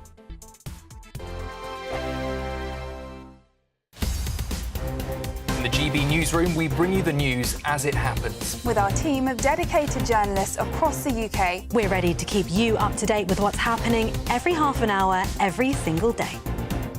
Bulletins here on GB News. The People's Channel. Britain's news channel. Join me, Nana Akua, for an informative, interactive news programme with a difference. It's fun. No, he didn't say that, Dave. I'm so surprised. I think there's an element of truth to that. Join me from 3 p.m. every weekend, only on GB News, Britain's news channel. Britain's Newsroom, weekday mornings from 9:30. I know. So, Chef Theo Michaels joins us in the studio to talk about this. We know we've got a problem with food waste in this country, Theo, but this idea that there's a younger generation who are just reading the back of a packet and going, well, that must have gone off then, throwing it in the bin. Why do they do that when maybe we wouldn't? Do you know what? I think we live in an increasingly sanitised, bubble-wrapped world, right, where we've become detached from our food, we've become detached from using a bit of common sense. And so I think there's a generation that are doing exactly this. They're looking at a best before date to start with, which actually is meaningless. Best before date is me turning around to you two going, the fish should be at its prime on Tuesday, right? Yeah. But that's not the use by date. The use by date could be a week later. You know, we say the sniff test. That's what we should be doing. So I've had it before. I had a great experience once. I walked into a supermarket and I saw an Italian guy I know, and he was jumping around with so much excitement as he was collecting handfuls of Parmesan cheese that they said, oh, it was going out of date. And he was laughing, so he was going, we aged this stuff for years. Yes. It doesn't go out of date. Yeah. So he was buying it by the truckload. And I think the key thing is there is this sort of sniff test that people talk about, but it's absolutely right. It's ingrained in us. It's instinctive that if we smell something that's off, it's like giving someone a dose of salts. I'm also wondering, with these dates on these packaging, did it actually do a favour to the supermarkets because it meant that you're throwing them away and buying less? 100%. Buying more. The use by dates only came out in the 70s, right? And that was done by one particular supermarket. And for me, I can't help be cynical about it, Bev. Who was it? Marks and Spencer's. Was it? Marks and Spencer's in the 70s. They all followed suit. And yeah. They all followed suit. GB News, the People's Channel.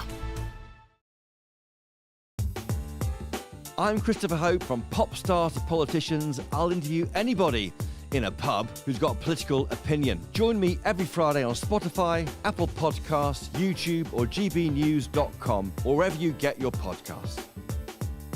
This is GB News, the People's Channel.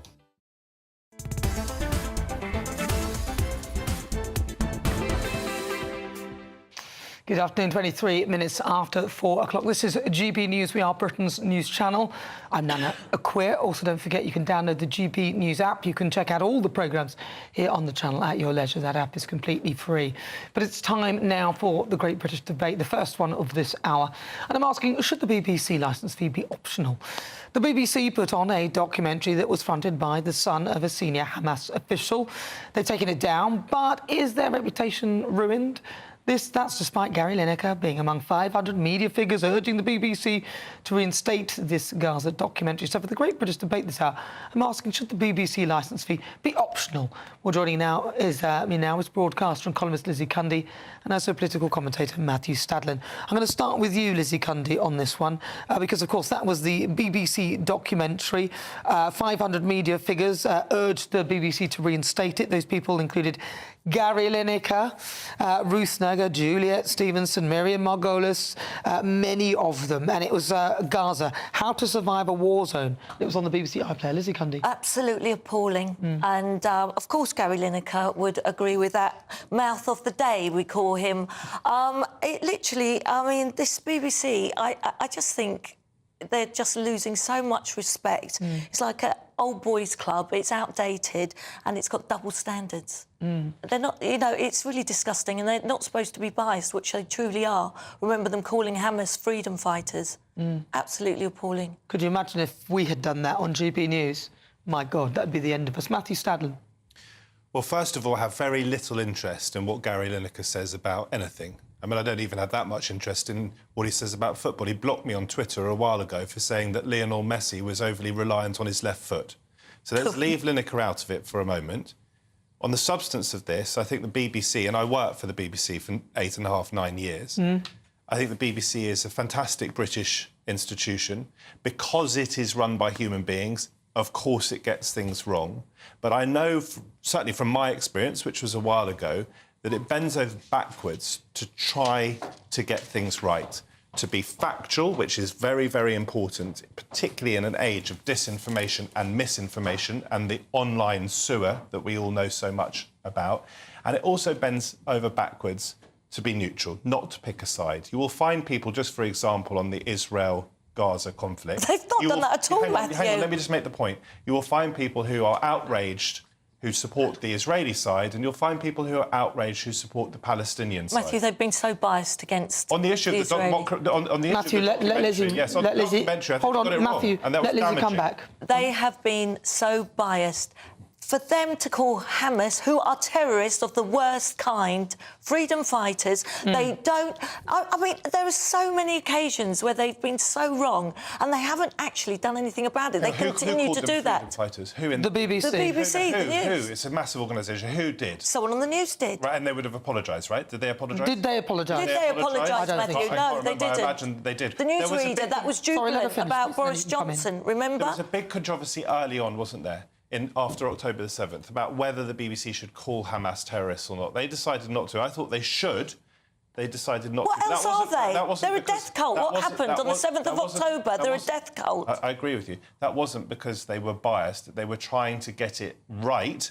And by that, I imagine they were looking round the corner and thinking, if Israel does terrible things in Gaza, what language would they use to describe the IDF? I disagreed with that. I disagreed with that decision, but I can tell you that I think the BBC is, by and large, a fantastic credit to this country, and I suspect that as well as enjoying watching GB News, many, many, many of the viewers watching today will also enjoy watching the BBC. If we destroy it, we'll be destroying a great British cultural organisation. Lizzie Cundy. That's why 500,000 households have actually cancelled their licence. Did you know that? How many people live in the country, Lizzie?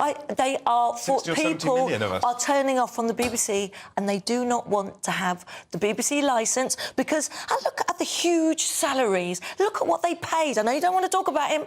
Gary Lineker.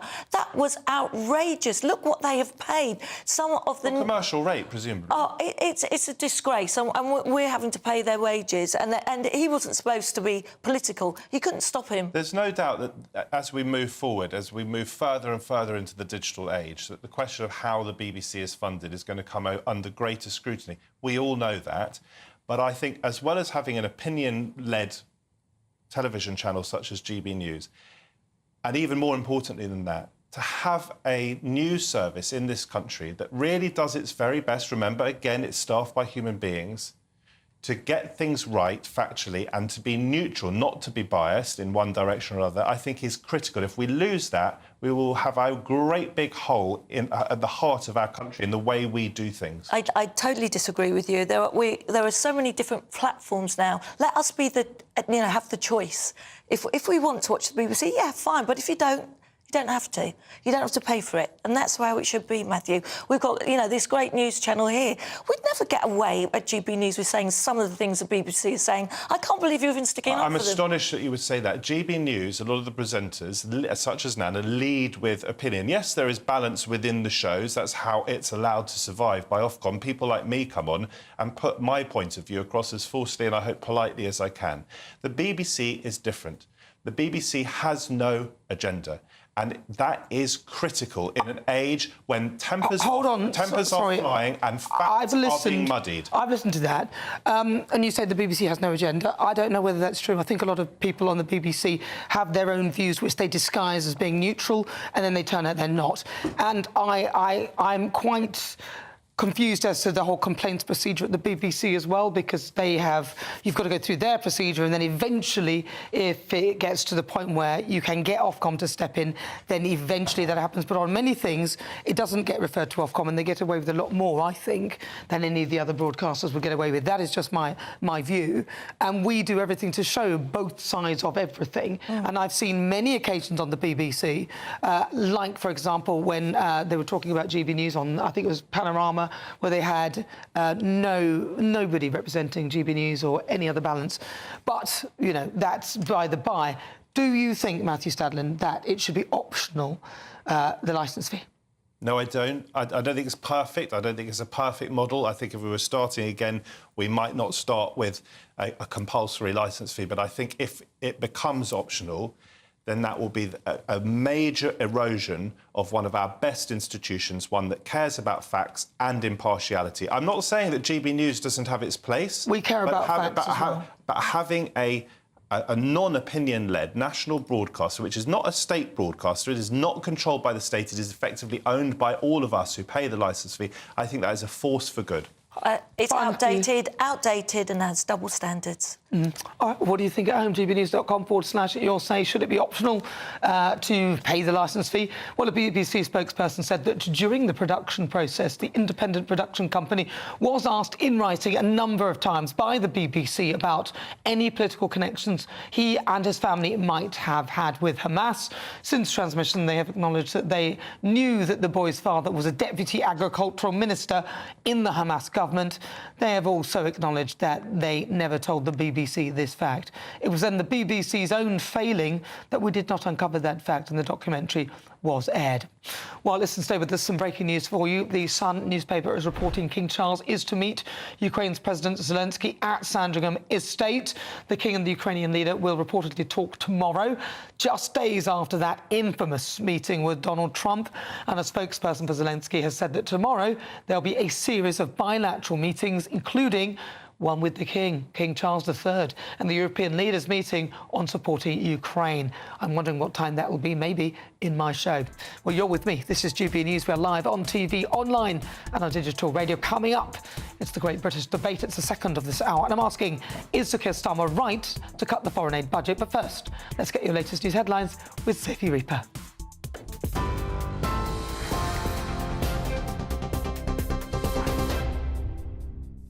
Thank you, Nana. The time is just after 4:30, and these are your latest headlines. Volodymyr Zelenskyy says the Ukrainian people are truly thankful for US support. That's after talks with Donald Trump descended into a row at the White House yesterday. The US president said Zelenskyy can, quote, come back when he's ready for peace. The Ukrainian president travelled to Washington, D.C. as he attempted to secure a ceasefire agreement with Russia and a possible mineral deal with the US. However, the visit ended prematurely with the signing of an agreement and a joint press conference cancelled following the clash. Let's take a listen to what was said. Your country is in big trouble. Can I Wait a answer? minute. No, you've done a lot of talking. Your country is in big trouble. I know. You're not winning. I know. You're not winning this. You have a damn good chance of coming out okay because of Mr. us. President. And your men are brave, but they had to use our military. So what about if you didn't have our military equipment, if you didn't have our military equipment, this war would have been over in 2 weeks. In 3 days. I heard it from Putin. In 3 days. Mr. President, with respect, I think it's disrespectful for you to come into the Oval Office and try to litigate this in front of the American media. Right now, you guys are going around and forcing conscripts to the front lines because you have manpower problems. You should be thanking the president for trying to bring an end to this conflict. Meanwhile, the Ukrainian president has now arrived in the UK and is scheduled to meet Sir Keir Starmer at Downing Street later this afternoon. The meeting will take place ahead of a major defence summit in London tomorrow, hosted by the UK's Prime Minister. And we'll bring you some breaking news for the last few moments now. It's now understood that President Zelenskyy will also meet with King Charles tomorrow. We'll bring you the latest on that as we get it. Elsewhere, the Vatican says the Pope had a peaceful night and is resting. That's after he suffered an isolated breathing crisis. The Vatican says Pope Francis received non-invasive mechanical ventilation to help him breathe as he continues to battle double pneumonia. A statement says he is alert, but his prognosis remains guarded. Pope Francis was admitted to Rome's Gemelli Hospital on the 14th of February with a severe respiratory infection that triggered other complications.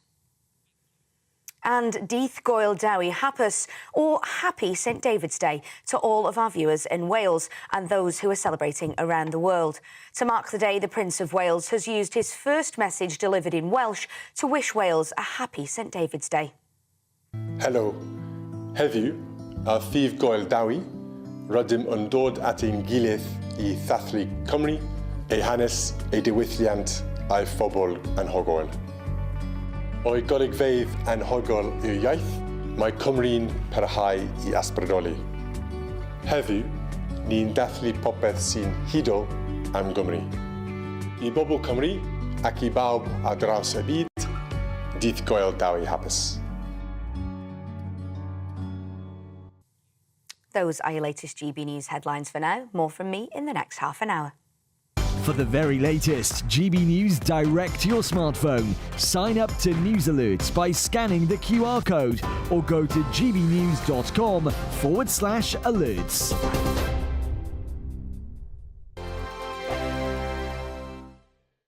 Hi, I'm Michelle Dewberry, and my show is your opportunity to cut through all the noise and dive in headfirst to some robust debates. Ideas clash. Situation, isn't it? No, because the failure is you're the failure deliberately avoiding my point. Nothing's held back. And if you think this is the end of it, wait for more. And we do not shy away from the difficult stuff. Sometimes I want to shake people and say, if only you understood. So join me on Jubes & Co. weeknights at 6 p.m. only on GB News, Britain's news channel. GB News Breakfast, every day from 6 a.m.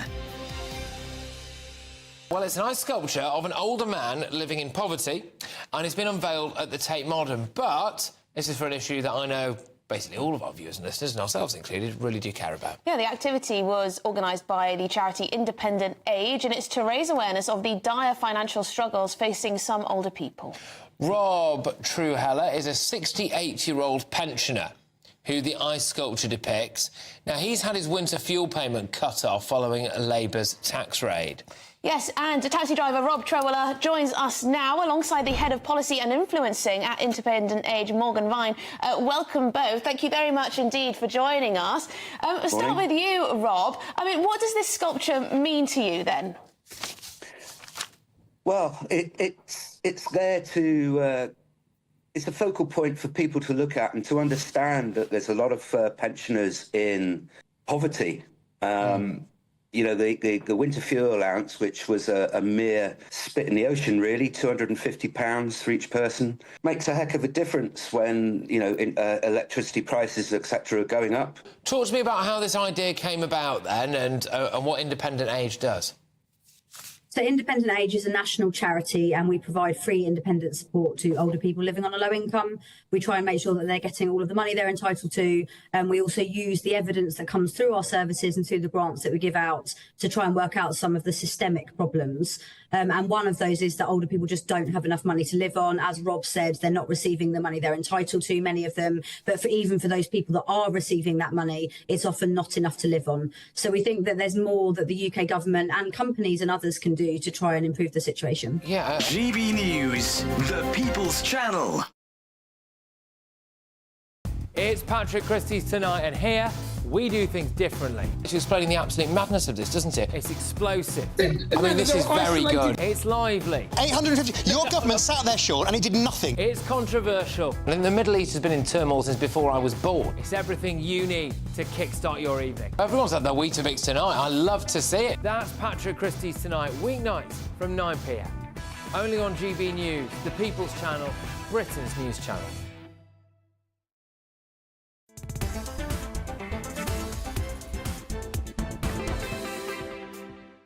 39 minutes after 4 o'clock. If you've just tuned in, where have you been? You missed an hour and a half, but it's good because you're here now. But next time, 3 o'clock, I'm Nana Akua. Welcome. This is GB News. We are Britain's news channel.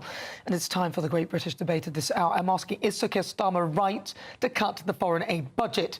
Annalise Dodds has quit as International Development Minister. Oh, dear, what a shame. As Sir Keir Starmer says that he will carry out the largest cut to the UK overseas aid in history. Hallelujah.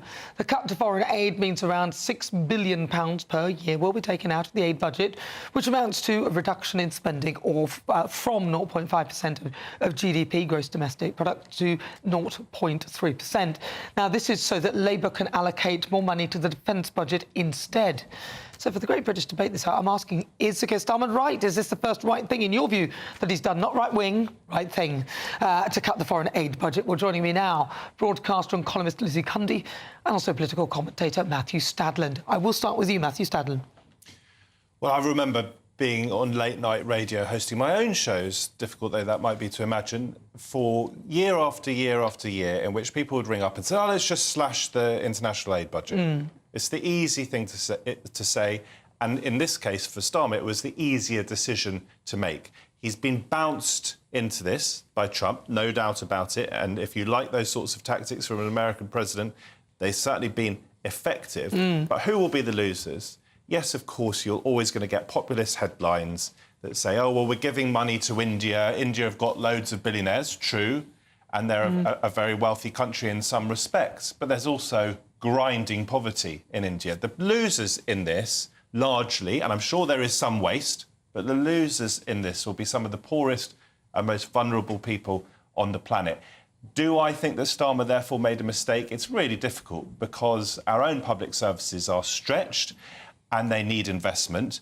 And where would he have made those cuts? So I think it's really tricky, but it's a sad thing. And by the way, yes, I do think we need to increase our defence because... Well, there you go. Because just to make that point, because what Trump's presidency has already done is make Vladimir Putin do a little jig in the Kremlin because he is beginning to drive a wedge, Trump and Putin, between America and Europe, and to personally insult an American ally, and I think that Zelenskyy could have got his tone better. I think he made mistakes, but to do what Trump and Vance did, to gang up in such a bullying way yesterday, and I have watched the whole clip, was disgusting.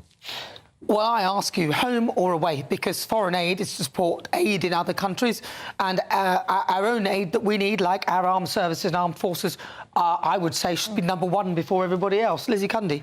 Look, if you want peace, you prepare for war. That old saying, and I totally agree. I've been saying for ages we need to increase our defence, and he has finally done the right thing. I think it should be more. I think it should be up to 5% of GDP. And I'm sorry, you have to in politics. I think it should be higher. What, I think foreign aid should be higher? No, not foreign aid. I think we're talking about whether, so. I think it's the right thing. I think it totally is the right thing. And look, we're in scary times.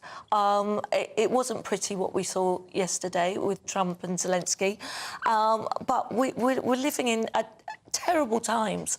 And Lizzie, just to remind people, right, and I think most people watching will probably be on the same side. Can we just let Lizzie finish, then we'll come back? Sorry, carry on. No, but what I'm saying is, look at our own army at the minute. It can't even fill Wembley Stadium. It's pathetic. It's not an attractive career. You haven't, got poor housing, poor equipment. No one is wanting to join the army. I just want to know how Keir Starmer is going to recruit more. We need to buff up our defences. There's no doubt about it, and the armed forces were run down throughout, largely, those 14 years of Tory government, and that was a disgrace. You talk to some senior Tories, you listen to some senior Tories talk, and they'd be tearing their hair out. And this is one of the effects of cutting public services, of which the armed forces is one. You're right that you need to be strong in order to get peace. America seems to be pulling back. We need to build up our armed forces. But I was just going to say, let's remind people that Zelenskyy was a man who stood his ground in his capital, Kiev, when the Russian forces were invading. He could have run off. He didn't. You're right, Nana. He is a hero. And that journalist who questioned why he was wearing a suit when Churchill himself or not wearing a suit, where Churchill himself didn't wear a suit when he visited the White House during the war, where Elon Musk, for goodness sake, doesn't even bother to wear a suit. I thought that was disgusting. And it's those sorts of men, those sorts of people who throw those sorts of barbs. I don't know the personal history of this journalist, but it wouldn't surprise me if he's been nowhere near a war zone, whereas Zelenskyy stood to be counted when Russian special forces were no doubt trying to eliminate him at the beginning of that war. All right, can I just read this from Andrea? Because you brought in that interview, so I'll read it. Andrea B, she's a GBNews member. She's written on the Your Say. She said, I've watched the full interview, and it's a lot different to the snippet shown when viewing it entirely. Trump reiterated the need for peace all the way through, and Zelenskyy just seemed to want Trump to turn on Putin publicly. He's never going to do that, even if he agrees. We know he doesn't like Starmer, but he showed the same respect shown to him. He's spoken to Putin, and this is probably where the comment "you're gambling with World War III" is. It really turned when Zelenskyy said, just wait till it comes to you. Now, I couldn't understand why Zelenskyy wanted to put his demands out in front of the world press. Why wasn't all of it done behind closed doors? Watching it could see it unfolding that the Americans weren't happy with the way it was going. So why didn't Zelenskyy, inexperienced or he wanted his moment of fame? I don't know. I think there were parts where Zelenskyy wasn't the most respectful he could have been either. It's frightening the position we're in. I don't want my son being called up for a war that's not ours, thanks to our idiotic Prime Minister Starmer. That's a comment from Andrea.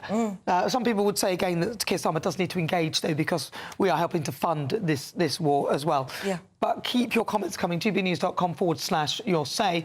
But this show is nothing without you and your views. Let's welcome one of our great British voices, their opportunity to be on the show and tell us what they really think about the topics we're discussing.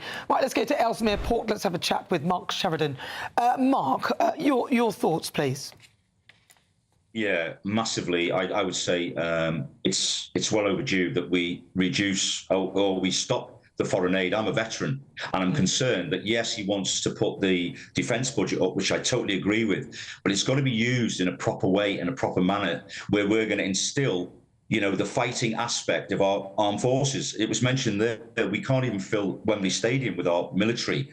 Now, I know from past experience, when we look at other people that are homeless veterans, suiciding veterans, people don't want to join the military anymore because for that reason. So the defence budget is great, but are we now not looking at putting troops on the ground and spending money to deploy our troops to a war that we shouldn't be getting involved in? And quite rightly, Trump, give him his due, he is concerned that this could escalate into World War III, and we don't want to be doing that. But on a personal note, I actually think this money, not only looking at overseas, but we should be looking internally. We've got a bigger, greater threat of what's going on in our country, and Southport is testimony of that. We need to defend our children before we start ploughing money to overseas activities, such as a possibility of Third World War. All right, Mark, thank you very much for that. That is Mark Sheridan. He's a GB voice. Those are his thoughts, and he's giving his comments on the foreign aid budget. Now, if you're in search of some winter sun, here is the forecast for some of the top European holiday destinations. Can't wait to get in that sea. Lovely and warm. Just like the feeling of having great travel insurance. All Clear Travel Insurance sponsors GB News Travel Destinations Forecast. The recent showers over the Greek islands are fading away, so turning sunnier here, but we are looking at more wet weather across southern Spain and the Canaries. Through Sunday, there'll be plenty of showers over southern parts of Croatia, and there'll be some heavy showers on the west coast of Italy, Sardinia and Sicily, seeing some showers. Look at this wet weather over southern Spain and feeding down northerly winds, bringing a chill to Madeira, and plenty of showers over the Canaries. They'll continue well into next week. Bye for now. All Clear Travel Insurance sponsors GB News Travel Destinations Forecast. Hello there, welcome to your latest GB News weather forecast from the Met Office. Well, over the coming days, many of us in the south will remain largely dry and sunny, but for northern areas, we continue to see the risk of some further rain at times. So for the rest of Saturday, we've still got this cold front across northern areas. It will continue to weaken as it moves its way further southwards, but still some patchy rain on it as we go through the course of this evening, especially across northern England. Either side, plenty of clear skies around. We could see some mist and fog develop across East Anglia, the far southeast of England, and then later on in the night also potentially across parts of Northern Ireland and southern Scotland. And where we do see the clear skies, it will be another cold and frosty night, some parts potentially as low as around -4 to potentially -5. But we do start the day off on a fairly bright note across many southern areas. Some frost initially and also again some fog around, but that will lift quite quickly to leave a fine start to the day here. But back into the zone of cloud for northern England, southern Scotland, with also further cloud just beginning to arrive across northern parts of Scotland too. So sunshine is going to be a little bit more limited as we go through the course of the day across northern areas. But even here there will still be some brightness, but further south we'll see the best of the sunshine with wall-to-wall blue skies for some of us as we go through the course of the day. And then later on we start to see winds begin to pick up across the very far northwest of Scotland as another band of rain approaches here. Temperatures on Sunday very similar to what we're going to see today really, so highs potentially up to 10 to 11 degrees, and I think in the sunshine feeling pleasant enough for the time of year. That rain band will continue to sink its way southwards as we go through the course of Sunday night, and really as we move into the early part of next week, further rain moving into many northern areas from time to time, but in the south staying dry and fine with temperatures around average. We're proud to be GB News, the People's Channel, and as you know, we always love to hear your views. Now, there's a new way of getting in touch with us at gbnews.com/yoursay. By commenting, you can be part of a live conversation and join our GB News community. You can even talk to me, Bev Turner, or any of the members of the GB News family. If you want your news to be straight talking... This is a nightmare for the Conservatives again. Down to earth. It's not just Nottingham where this is happening, is it? And most importantly, honest. Hard-working, middle-class taxpayers, they'll get their book thrown at them. Then catch me, Martin Daubney, Monday to Friday, 3 till 6 p.m. on GB News, Britain's news channel. This is Britain's Newsroom, where your voice matters. It's just astonishing. With expert analysis and honest opinion, we don't just keep you informed. We bring you unique perspectives you won't see anywhere else. Can't argue with any of that. When the news happens, it happens here. On Britain's Newsroom, weekdays from 9:30 a.m. Only on GB News.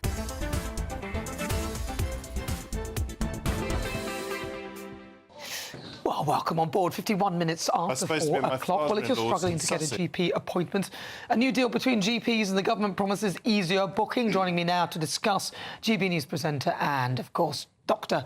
Renee Honderkamp. Renee. Hello. Well, so talk to me about this. This just sounds like you're transferring the burden. Yeah, I think this is really interesting in the lack of detail that we have as GPs so far. I was talking about it with my partner today, and both of us were really a little bit nonplussed. But I think there's some interesting stuff. What people don't realise is GPs see 90% of all patients in the NHS every day and get 9% of the budget. So, you know, we see a lot of people. Now, that emergency scramble at 8 o'clock, it's there because some people do need to be seen on the day.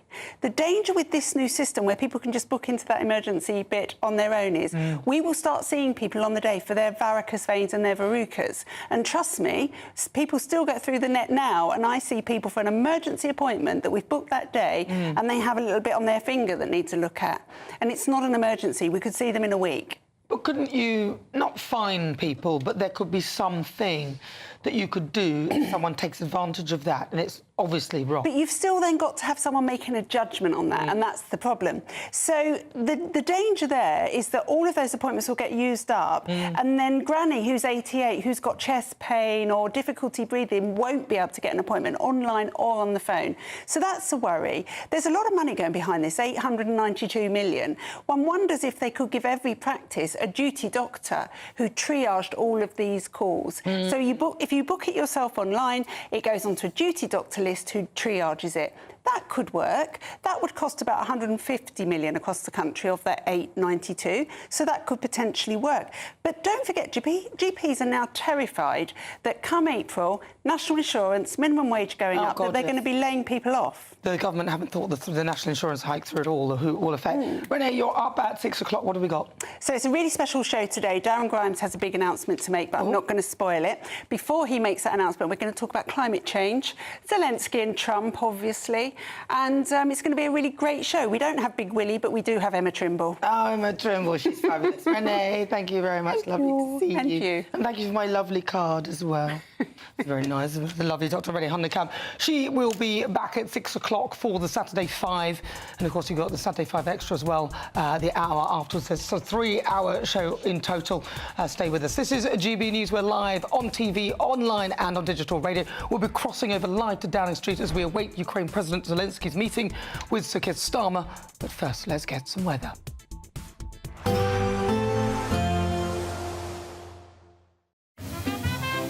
Heavy showers first thing will be followed by a warm, cosy day. Boxed boilers, sponsors of weather on GB News. Hello there, welcome to your latest GB News weather forecast from the Met Office. Well, for many parts of the south, it's going to remain sunny this afternoon. Still the risk of some patchy rain further north, and that's all courtesy of this cold front. But as it continues to move its way southwards into this area of high pressure, it will continue to weaken. So this afternoon, band of cloud across southern Scotland, Northern Ireland, the far north of England. Again, we could just see some patchy rain. Either side, generally dry with some good amounts of sunshine, especially for southern parts of the UK, maybe just the odd shower further north. And for most of us, in the sunshine especially, not feeling too bad for the first day of spring. Highs potentially up to 10 or 11 degrees.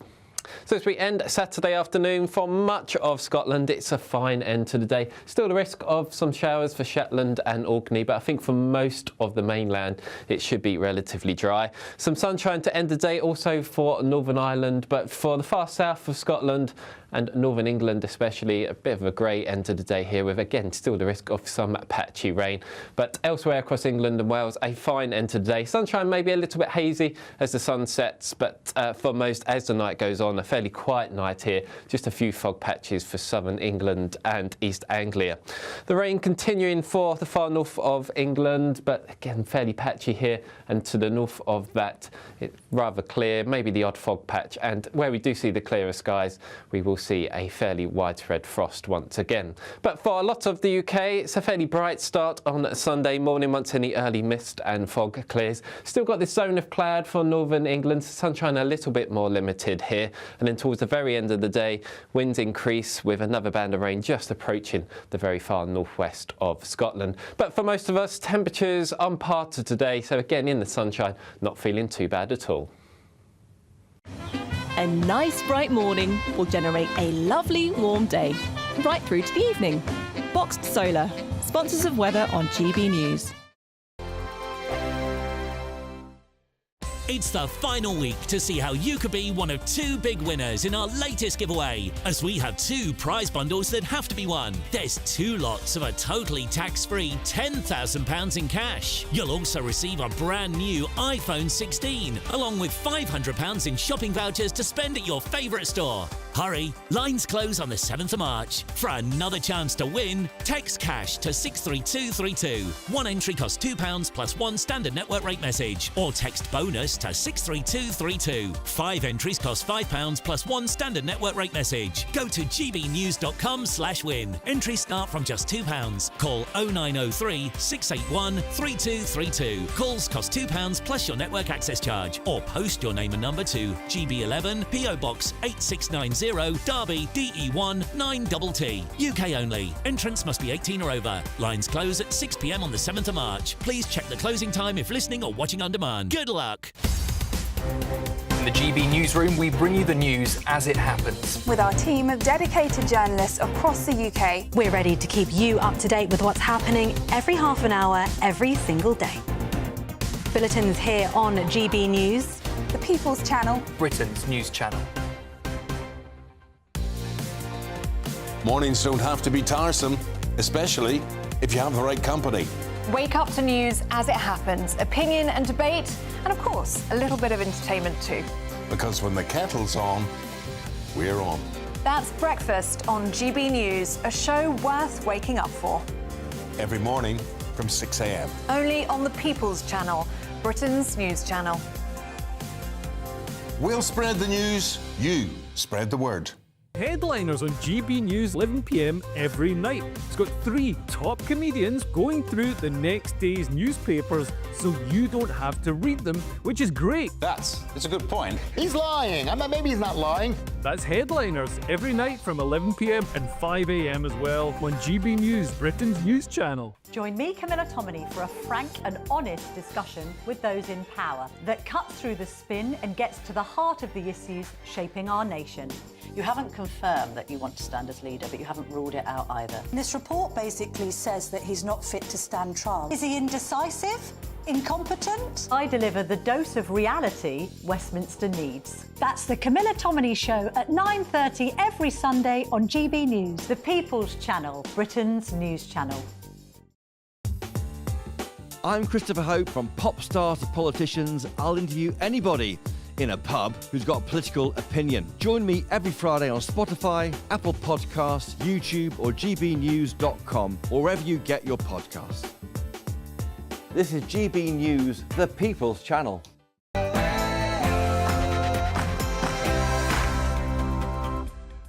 Hello and welcome to GB News. We're live on TV, online and on digital radio. I'm Nana Akua. Now, any moment now, Volodymyr Zelenskyy will meet Sir Keir Starmer in Downing Street ahead of a summit of European leaders tomorrow. Now, this, of course, comes after the heated White House meeting between Ukrainian President and Donald Trump. Let's bring in GB News reporter Adam Cherry, who's outside Downing Street for us right now. Adam, what can you tell us?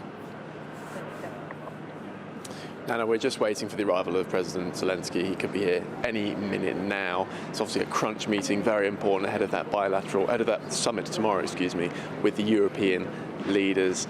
And of course it comes just after that shouting match in the White House yesterday with Volodymyr Zelenskyy attacked by both the President and Vice President J.D. Vance, saying you were ungrateful, you're disrespecting the White House. So this is absolutely essential. I'm just waiting any moment now. It's absolutely essential from Keir Starmer to act as a sort of peacekeeping force between the Europeans, Zelenskyy, and the White House. The stakes couldn't be higher. Of course, when the Prime Minister left the White House 2 days ago, it seemed like the White House were mollified slightly, were cooling the temperature on Ukraine. Perhaps they would offer that backstop, those security guarantees that the number 10 were looking for. Now it's all to play for. Of course, in the last hour or so, we've also heard that the King Charles, will be meeting President Zelenskyy tomorrow as well, before his meeting with those European leaders. It's all part of the diplomacy, all part of creating a unified front. It's absolutely crucial. We heard from the Chancellor today earlier as well, echoing the same sentiment. It's crucial that Downing Street plays a mediating role between the UK, the US and Ukraine. So it's very, very important that this meeting today goes well. We know that the Prime Minister also spoke to Donald Trump yesterday following the fallout of that meeting with Zelenskyy. Everything's to play for now, Nana. And as I say, when the President arrives, which is any moment now, we'll bring that footage to you live on GB News. Well, of course, we'll be staying on that because it's really important. Adam, so the main parts of their conversation will possibly be around whether, how on earth Keir Starmer is going to continue to support Volodymyr Zelenskyy, whilst also keeping America at bay and also satisfying his European counterparts when he's already promised that he's going to back Ukraine. Yeah, and the whole point of the negotiation, the whole reason that the Prime Minister was there, was to try and get that backstop guaranteed by the President, those security guarantees, because although the Prime Minister is suggesting he will put boots on the ground, British troops on the ground in Ukraine, he was arguing that doesn't work, that doesn't deter Vladimir Putin from further aggression if the US isn't there to support them. Now, it's unclear, even if this mineral deal, which was supposed to be signed yesterday, even if that's ultimately signed, whether the President would provide that. Of course, given the temperature of the meeting yesterday, doesn't look likely at the moment. But even if they didn't, and let's assume there are no security guarantees, there's still some hope, because if the mineral deal is signed, that means that there are American people, American citizens on the ground. Not American boots on the ground, but American citizens in Ukraine. And if they are in Ukraine, you can guarantee, of course, that the President will not take kindly to any incursions, any attacks against American citizens on US soil. So that in itself is crucially important. All right, Adam, well, we'll come to you as soon as Zelenskyy arrives. Thank you very much. That's Adam Cherry. He is a GB News reporter. He's outside Downing Street as we speak. Stay with us here on GB News. I'm Nana Akua, because President Zelenskyy will be arriving at any moment outside number 10. You all probably saw the heated exchange. Well, joining me now, my panel, broadcaster and columnist Lizzie Cundy, and also political commentator Matthew Stadlin. Lizzie Cundy, this is a tense moment. Very tense. It really is indeed. And after what we witnessed yesterday, I mean, I have to say I've never seen a press conference ever like that in my life.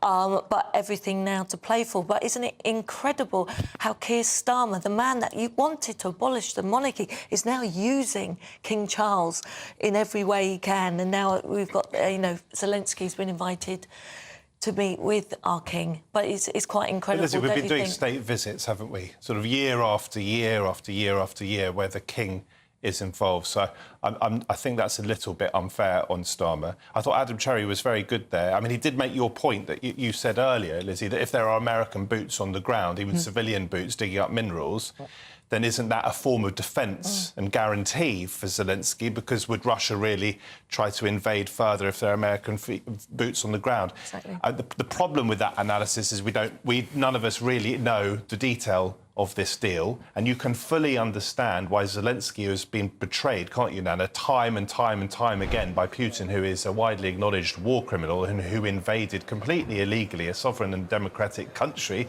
You can totally understand why Zelenskyy doesn't want to just pull his forces back and say, OK, there's a ceasefire, if there isn't a security guarantee. And that's Starmer's point. Well, let me tell you what I understand. The Budapest Memorandum, which was a security assurance, was signed. Signatories on that, of course, were America, the United Kingdom, and, of course, Russia. Alongside there were other softer signatories like France and China, people like that, who promised that they would align themselves should Ukraine be at war in any way. But what Ukraine weren't expecting was that those who signed that memorandum would be those who attack. And I actually look at the deal and think, ultimately, we want peace.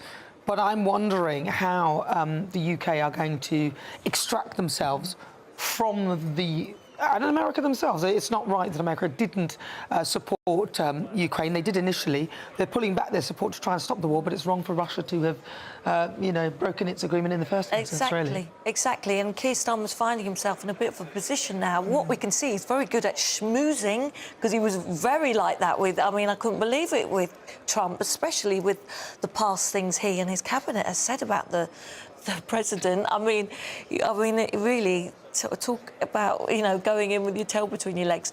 But now, look, this is really serious. We need to have peace, then. I'm with you totally. But isn't Matthew making a good point, although it pains me to say it, that Keir Starmer is using the monarchy, even though, he has been anti-monarchist, but in my view, that's what he has not been that supportive of the monarchy, whether he's anti-monarchist is maybe a stretch. But he's using the monarchy now, and as he should. Yeah, well, he is, and he needs King Charles, and he's seen how President loves our royal family. We've seen Trump talk about our late Queen. He was looking at photographs. You could even see a little tear in Trump's eye, and Keir Starmer knows this, and he's done the right thing. Guys, Nana, you keep saying, and I think many viewers would agree, you want peace. We all want peace. We want the killing to stop. So what's wrong with saying that? What we would ideally like is for Putin to withdraw his forces from the territories that he has illegally taken. Well, how would you do it, Matthew?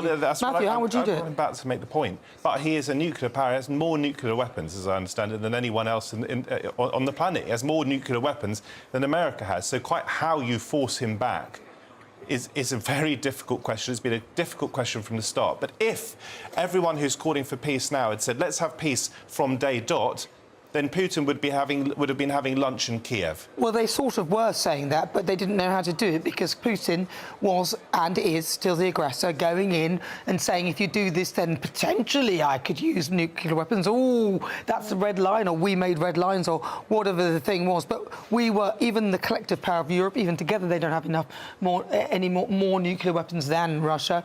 But then, of course, the power of America. But my view is the betrayal. It's more the betrayal of, although they have supported Vladimir Zelensky, but it's the Budapest Memorandum, it's the betrayal of Russia that I kind of find a bit difficult to swallow. Russia's betrayal, Russia's breaking of the pact. Yeah. But having said what I've said about nuclear weapons, and of course, when you live in a nuclear world, there is always a risk of nuclear war. And when you're dealing with someone like Putin, you don't know what he might be capable of. So, of course, on some level, we live in a perpetual state of fear. However, having said that, I think it was disgraceful of Trump to use a line straight out of the Kremlin that you are dicing or risking playing, gambling with nuclear war. If you look at the response of the former president, Medvedev, on social media after that, he called Zelensky a pig, and he said effectively the same thing as Trump was saying about nuclear war. This is what Russia wants us to believe. But Zelensky, as I said previously, played it all wrong. He had to take his emotions out. He didn't play Trump the right way. I agree with that. But he was making reasonable points. And look, he wants peace for his country at last. We're all sad at this war going on.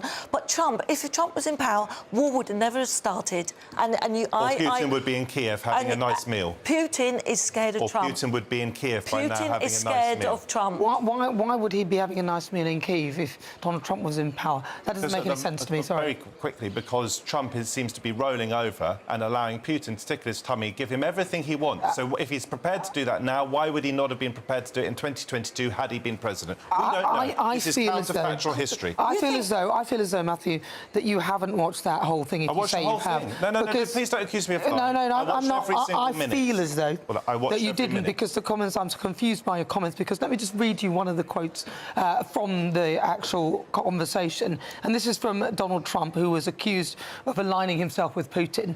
He said, if I didn't align myself with both of them, we wouldn't have a deal. You want me to say terrible things about Putin and then call him and ask him, hey, how are you doing on the deal? It doesn't work that way. I'm aligned with the United States for the good of the world. You want me to be tough? I can be tougher than any human being you have ever seen. Donald Trump has repeatedly said he's aligning himself with both. He shouldn't be aligning himself with a war criminal. Well, it's absolutely hold fine on. to call him up and to try diplomacy, but don't align yourself with a war criminal. He has aligned himself with both of them. Yeah, but he shouldn't be. But he said neither of them. False equivalence, so it's a neither situation. No, but we have it's a neither situation. Biden he did said, nothing. sorry, I'll read the words again. He's aligned with the United States for the good of the world. So he's aligned with neither of them. I didn't align myself with both of them. If I didn't align myself with both of them, we wouldn't have a deal. So he is aligning himself. So he's aligning, with Putin. but he's saying language matters, tone matters. But he's also said diplomacy. But he's also calling said up Putin. I agree. He has also said that I'm aligned with the United States for the good of the world. What should he do? What I'm trying to say is language and tone matters. That's right. He said to a man who has had his country invaded, who the Russian special forces were no doubt trying to kill but stayed in Kiev, he has said to him, people are dying on both sides. It's true people are dying on both sides, but Russia was the aggressor.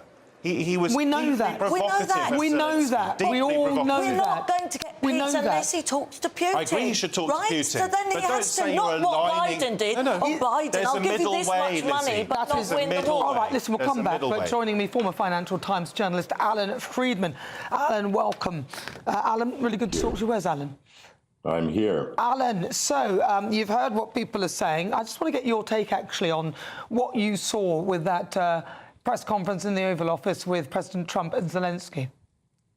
Well, I was watching it with horror, like many Americans. Remember that half of America is shocked and half America is cheering on Trump. It's a nation that's divided. No, I thought it was disgraceful for an American president to be openly taking the side of the aggressor and, manhandling and mistreating Zelensky, together with the encouragement of his vice president, who stood there saying, we haven't heard a single thank you from you. And I think this is just not the way that we're used to seeing American presidents. And I think what Donald Trump did yesterday is something difficult to see because we're living through a historical moment right now. But it may be the day, February 28th, 2025, that Washington walked away from the liberal world order that has supported NATO and the World Bank and all the institutions of the West for the last 80 years. And I think that's a big challenge for Britain and for Europe, because Britain and Europe still believe in defending Ukraine and in the liberal world order, whereas Trump is aligning himself with Putin explicitly and basically kicked Zelenskyy out of the White House. Well, he has. So I think. Do you genuinely think that, though? Because the Americans have been... The reporting from Caitlin Collins of CNN in detail says that after they had the shouting match in the Oval Office, as is custom, the Ukrainian delegation went into another room. Trump in the Oval talked to Rubio and to Waltz and to Vance, and then sent Rubio and Waltz across to the room where Zelenskyy was in a holding tank and said, the president says you can leave the White House now. And their lunch, which was they were about to have, was left in the hall and eaten by White House staff. That's what happened. Yeah, but Marco Rubio claims that Zelenskyy, his off-camera actions warranted Trump an apology after that clash. And Donald Trump is usually quite forgiving with people. He's forgiven David Lammy for calling him... Sorry, let me get to the point. Let me get to the point. He's usually quite forgiving of people who call him names or do whatever. And even his own Senator, J.D. Vance, he's forgiven for calling him names too. Do you think there might be some truth in what Marco Rubio is saying, that off-camera Zelenskyy was quite unpleasant in some ways? No, I don't, because I know Marco Rubio, and Marco Rubio in private is a very moderate person who doesn't behave the way he has been behaving since Trump made him Secretary of State. He was a pro-Ukraine, reasonable person. He's now a very embarrassed Secretary of State who basically keeps his mouth shut and lets Vance do the talking. I think the real problem here, if I may, is that what do we do next? Because we should begin to do less of a trial about what happened and look forward to the future for the UK and for the rest of the world. If we look forward, I believe, to tomorrow, when Keir Starmer and the European leaders will be together in London, that's probably the moment where Britain and France and Germany, at least, and hopefully Italy, need to commit significant financial support for Ukraine, military support for Ukraine, let Ukraine know that they're not walking away from it, even if America stops military aid, which Trump is threatening to do today. And finally, it's time for the European forces to take their own responsibility. And the weirdest thing, and I will finish with this thought, the strangest thing to an American like me is to see Keir Starmer, who runs a country that voted for Brexit, essentially being the boldest and greatest European leader, bringing together the weak and paralyzed Macron and the Germans who are changing government right now, and the Italians who are mixed up too. And Keir Starmer emerges out of all this as the man who's standing up to Trump. And that is interesting because he did it with charm the other day, flattering charm by giving that letter from King Charles to Trump, which basically, you know, Trump thought the visit to Buckingham Palace last time was the highlight of his administration. So Keir Starmer might be the real bridge to America. It's very interesting that you see it that way. I don't know whether the British people see it that way. And if you do see it that way, it would be nice if he, perhaps a lot of people might be saying in this country, if you listen to some of the people of this country as to their domestic needs, he seems to be a very quite good statesperson. So I'll give you that. Thank you very much, Alan. Really good to talk to you. That is Financial Times journalist Alan Friedman. But let's get the lowdown now. GB News reporter Adam Cherry. He's still outside Downing Street. We are waiting for Zelenskyy, who should be arriving in a matter of minutes. Adam Cherry, how much closer is that visit? Is he nearby? What do we know? There is some suggestion he may be a few minutes late, so it might be around 5:30. We're expecting it to start at 5:15. Of course, that's right about now, but he's not arrived yet. There's a large group of pro-Ukrainian protesters outside waiting the arrival as well. And as we've been saying throughout the programme, huge moment for Ukraine. Of course, a huge moment for Keir Starmer personally as well. He's got to act as sort of chief diplomat now between the UK, the US and Europe. And you'll have noticed in his statements following that bust-up yesterday in the Oval Office, he didn't criticise President Trump directly at all. He said he stood by Ukraine, but his words were emollient.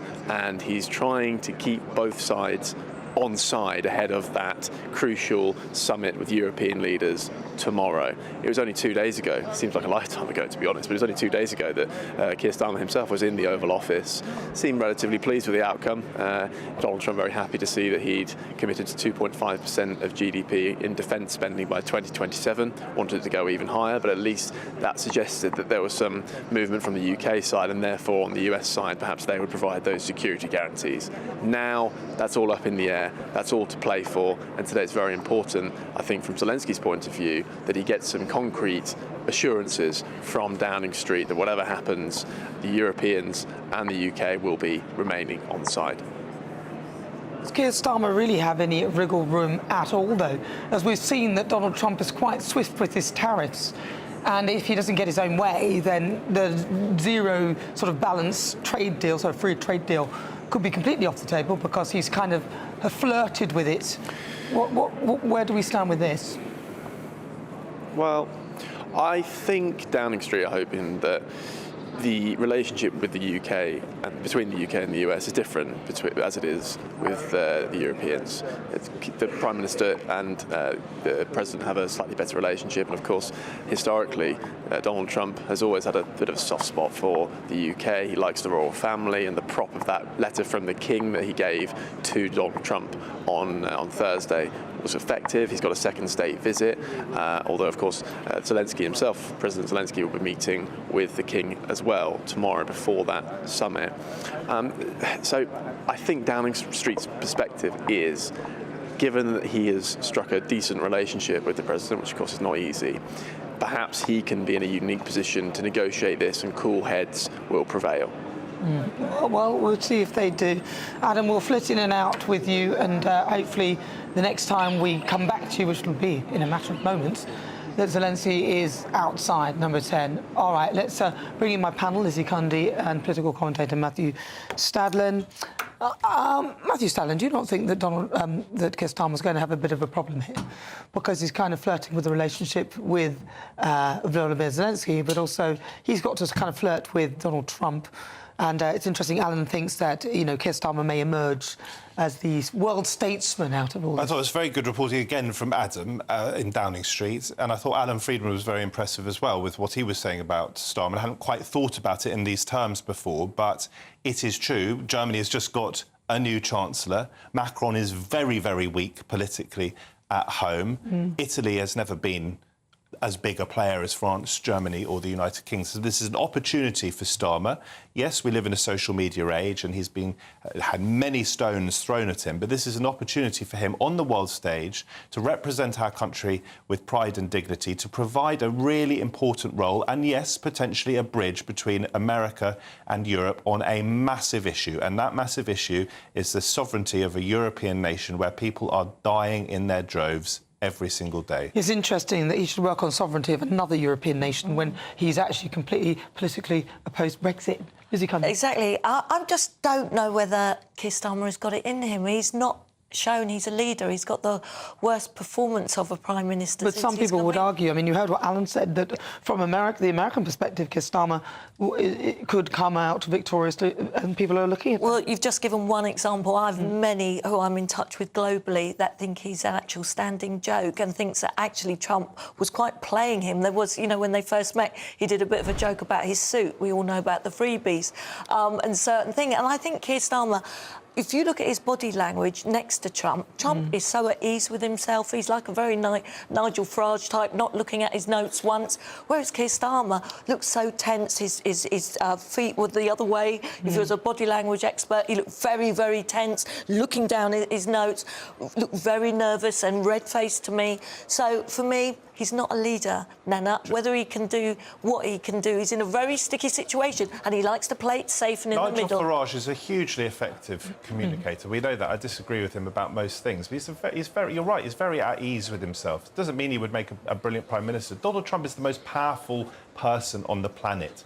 He can afford to behave in those ways. Starmer was doing an incredibly difficult thing, thinking with two brains at the same time. We all know what Starmer must think of many of the things that Trump has said and done, but at the same time he's our Prime Minister, and I thought he represented us brilliantly on the world stage, and he got win after win after win. But have you seen him perform? He's not a leader. He looks and stares at his notes. He looks like a scared rabbit with a hernia. I'm sorry, Keir Starmer does. He's not a leader that anyone takes seriously. I'm sorry, you've had one opinion. Obviously, takes him seriously, obviously, doesn't he? Keir Starmer's not here to defend himself. I mean, well, I'll defend him. I'll defend him. No, but to be compared to a rabbit with a hernia, he's not a brilliant I'm orator, just stopping. Starmer. No, hold on. Sorry. He's not a brilliant orator. Just to be compared to a rabbit with a hernia, I thought was, a little bit unfair. So I'm just coming back. Starmer is not a brilliant orator, and he does use his notes at times. He was trained as a lawyer, as a barrister. Some barristers are brilliant orators, some aren't. He isn't. He's not Mr. Charismatic, but what he is doing rises well above the issues of charisma.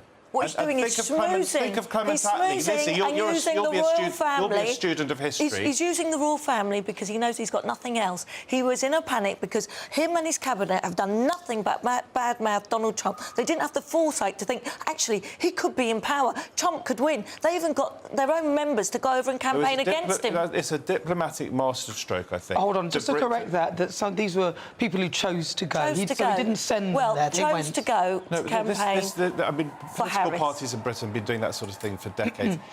This was a masterstroke by Starmer, and if he can bring about a deal that actually lasts in Ukraine, who cares whether he's a particularly good orator? One of our greatest prime ministers, I think, whatever your politics, Clement Attlee, who helped set up the welfare state and the NHS, he was not a brilliant orator. All right, well, listen, I see big cars, I see Range Rovers with tinted windows. This could be the moment that Volodymyr Zelenskyy is arriving here in the UK near number 10.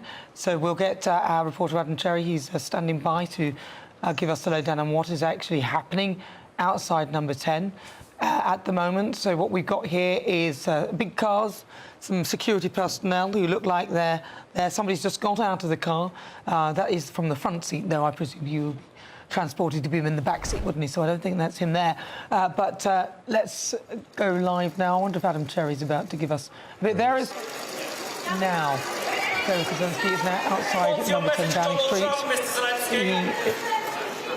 Can a deal be salvaged, President Zelenskyy?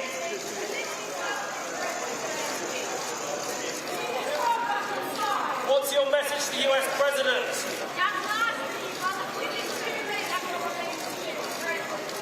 Can a deal be salvaged, President Zelenskyy? What is your message to Donald Trump?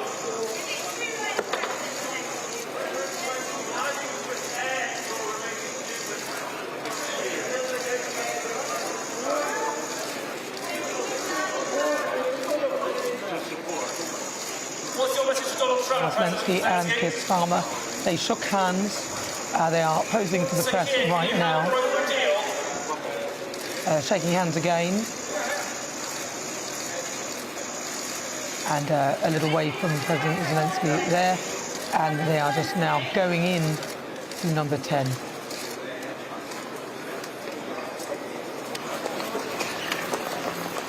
Right, there's suddenly a press scrap past the cameras. That makes me feel proud as a Brit, right?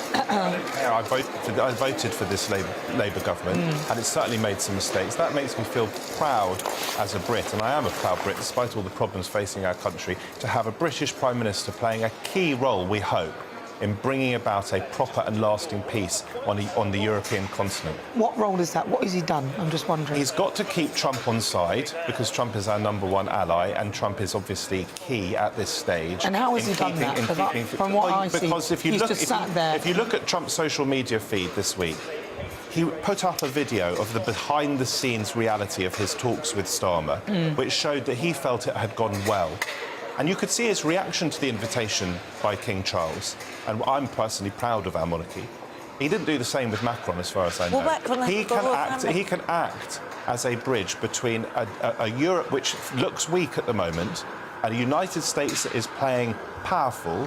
And if he gets it right, we hold Putin at bay. It's very high stake. Well, Keir Starmer should be very thankful that he does have a royal family, so he can use that to win favour with Donald Trump. Sadly, Macron doesn't. I think they beheaded their royals in 1763, if my history is correct. But look, what I'm thinking as well, with that spat we saw yesterday with Trump and Zelenskyy, I think there was a language barrier. I think there was Trump actually misheard or what he was trying to say, because Zelensky's English isn't that great. I saw him look over to his translator. Let's hope Keir Starmer can help him. He had that vocal coach. Hopefully Keir Starmer can help him out there. But look, it is a very, very important moment. As we said, we all want peace. We want the peace deal to happen.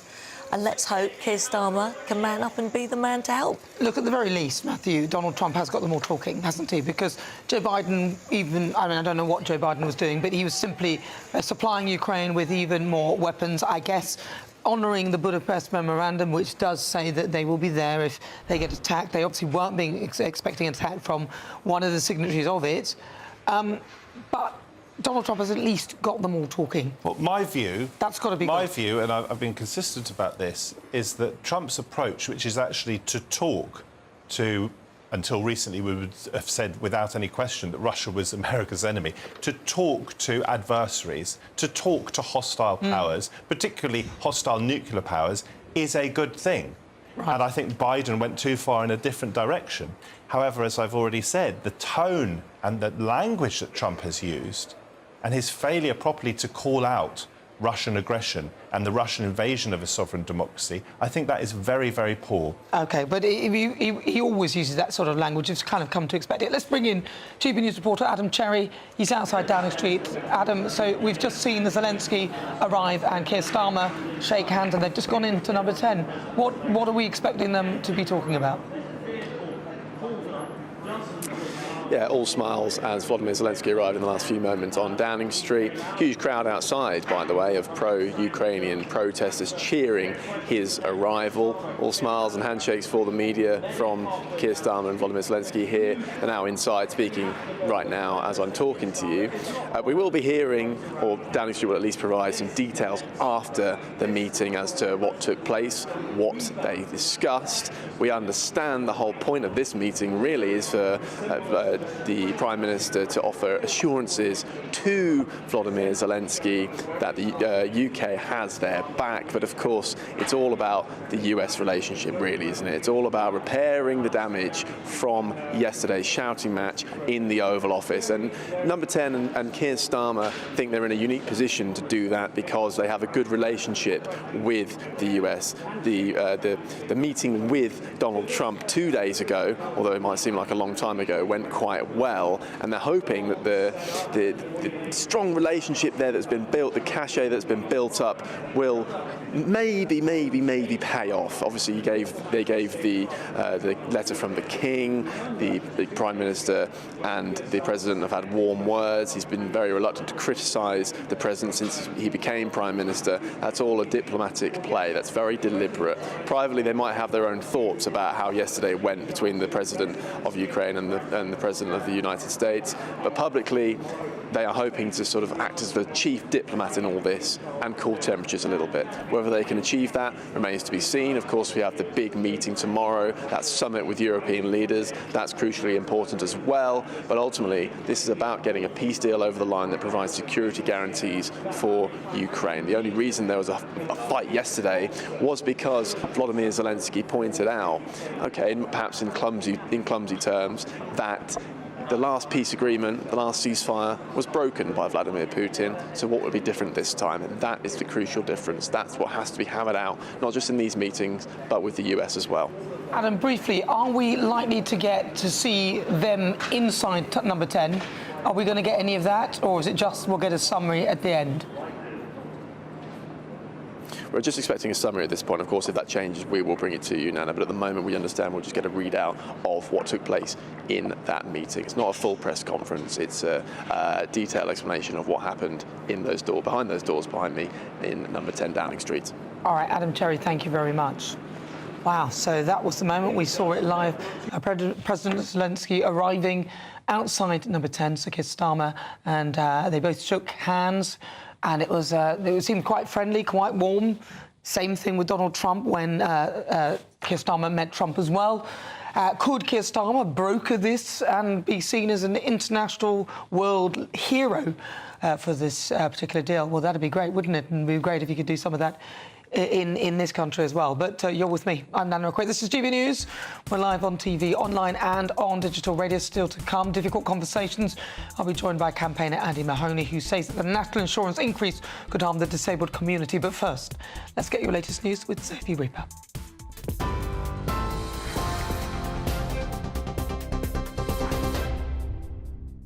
Thank you, Nana. The time is just after 5:30, and these are your latest headlines. Some breaking news now, as Ukrainian President Volodymyr Zelenskyy has now arrived at Downing Street. Just a warning, the following footage contains some flashing images. The pair embraced and shook hands outside number 10 before entering to begin their bilateral meeting. The Ukrainian president is in the UK ahead of a major defence summit in London tomorrow. It's also now understood that Mr Zelenskyy will meet with King Charles tomorrow. We'll be bringing you more developments on that as we get them. Meanwhile, Volodymyr Zelenskyy's arrival in the UK follows his brief meeting in the White House yesterday, in which talks with Donald Trump descended into a row. The US president said Zelenskyy can, quote, come back when he's ready for peace. The Ukrainian president travelled to Washington, D.C. as he attempted to secure a ceasefire agreement with Russia and a possible mineral deal with the US. However, the visit ended prematurely with the signing of an agreement and a joint press conference cancelled following the clash. Let's take a listen to what was said. Your country is in big trouble. Can I Wait a answer? minute. No, you've done a lot of talking. Your country is in big trouble. I know. You're not winning. You're not winning this. You have a damn good chance of coming out okay because of us. Mr. President. And you men are brave, but they had to use our military. What about if you didn't have our military equipment, if you didn't have our military equipment, this war would have been over in 2 weeks. In 3 days. I heard it from Putin. In 3 days. Mr. President, with respect, I think it's disrespectful for you to come into the Oval Office and try to litigate this in front of the American media. Right now, you guys are going around and forcing conscripts to the front lines because you have manpower problems. You should be thanking the president for trying to bring an end to this conflict. And Borodar, happy St David's Day to all of our viewers in Wales and those who are celebrating around the world. Marked every 1st of March, this day commemorates the Welsh patron saint, as well as all things history and culture in Wales.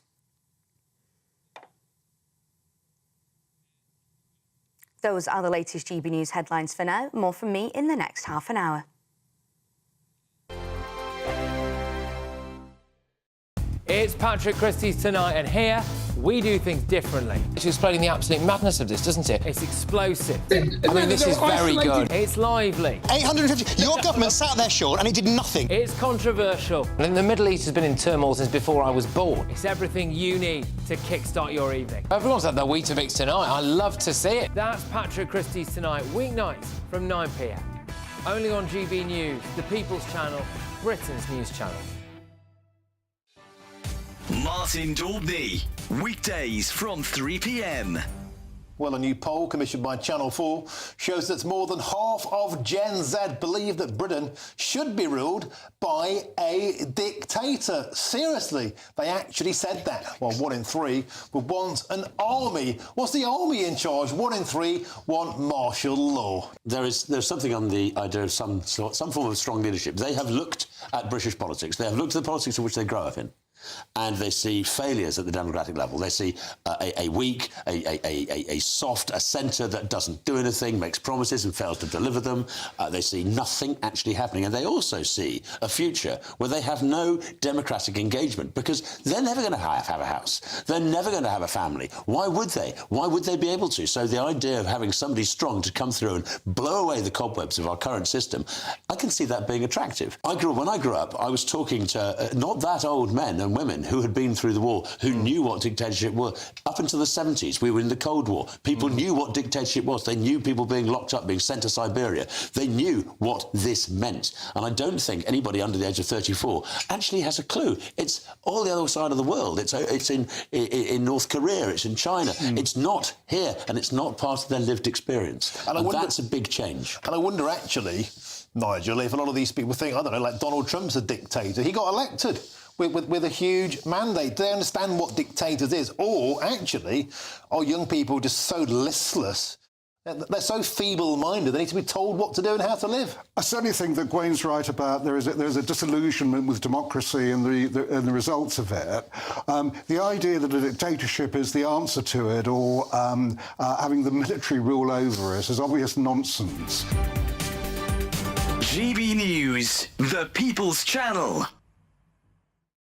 Good Afternoon Britain isn't just about us. The wonderful thing about this programme is it's about everyone watching. It's an interactive programme. Well, there absolutely is something to see here, and we're going to be talking about it more. Whether it's breaking royal news, Will, please bring us up to date. Or indeed a particularly punchy speech in the House of Commons. Very, very curious. We bring it to you live, and then we bring you live reaction as well. That's Good Afternoon Britain, weekdays from midday. Only on GB News, the People's Channel, Britain's news channel.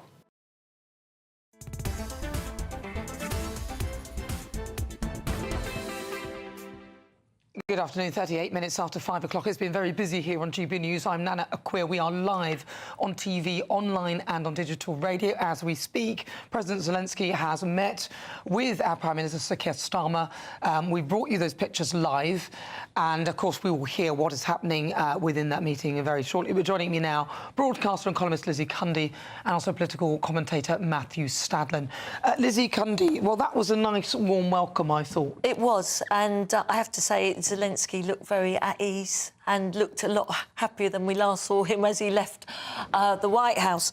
But look, this is a pivotal point in history. There's no room for poor judgment, greed, egos. We need peace, and we need this to happen. And I just hope Keir Starmer can be the leader we all hope and wish he can be, because it's going to be like his Falklands moment, I think. All right, let's listen in right now. We can give you Zelenskyy speaking to Sir Keir Starmer. To demonstrate how much they support you, how much they support Ukraine, and our absolute determination to stand with you, unwavering determination, and to achieve what we both want to achieve, which is a lasting peace for Ukraine based on sovereignty and security for Ukraine. So important for Ukraine, so important for Europe, and so important for the United Kingdom. So I'm much looking forward to our discussions here this afternoon. Thank you very much for making the time to come. With pleasure. Thank you very much, Keir, Mr. Prime Minister, having me here. And really, I saw a lot of people, and I want to thank you, people of the United Kingdom, such big support from the very beginning of this war. Thank you, your team. And I'm very happy that His Majesty the King accepted my meeting tomorrow, and I'm thankful that you organized such a great summit for tomorrow.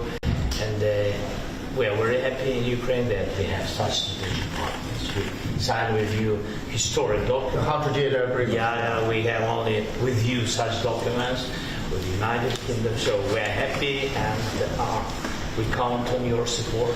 And really, we're really happy that we have such partners and such friends. Fantastic. Thank you. Thank you very much, Peter.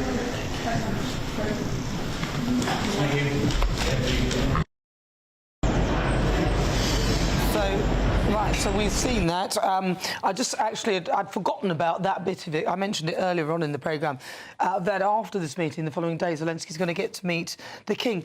That might irk Trump a little bit, because even though Trump has been given his invite, Zelenskyy, to meet the King before him, Matthew Stadlen. I mean, the fact that you say that, and I think you may have a point, shows the nature of the man that we're dealing with in the President of the United States, and that might irk him. I thought that was really well done by Starmer and Zelenskyy, that there was no room for what happened yesterday. Not that there would be a row between these two men, but you have to remember that Trump, as well as being a businessman, a very rich individual, he was the presenter of a game show, basically. Well, wasn't Zelenskyy a comedian? He was indeed, but so what's the point? The point, I'm just coming to the point, and that is that when Trump at the end yesterday, well, at least that's going to be great television.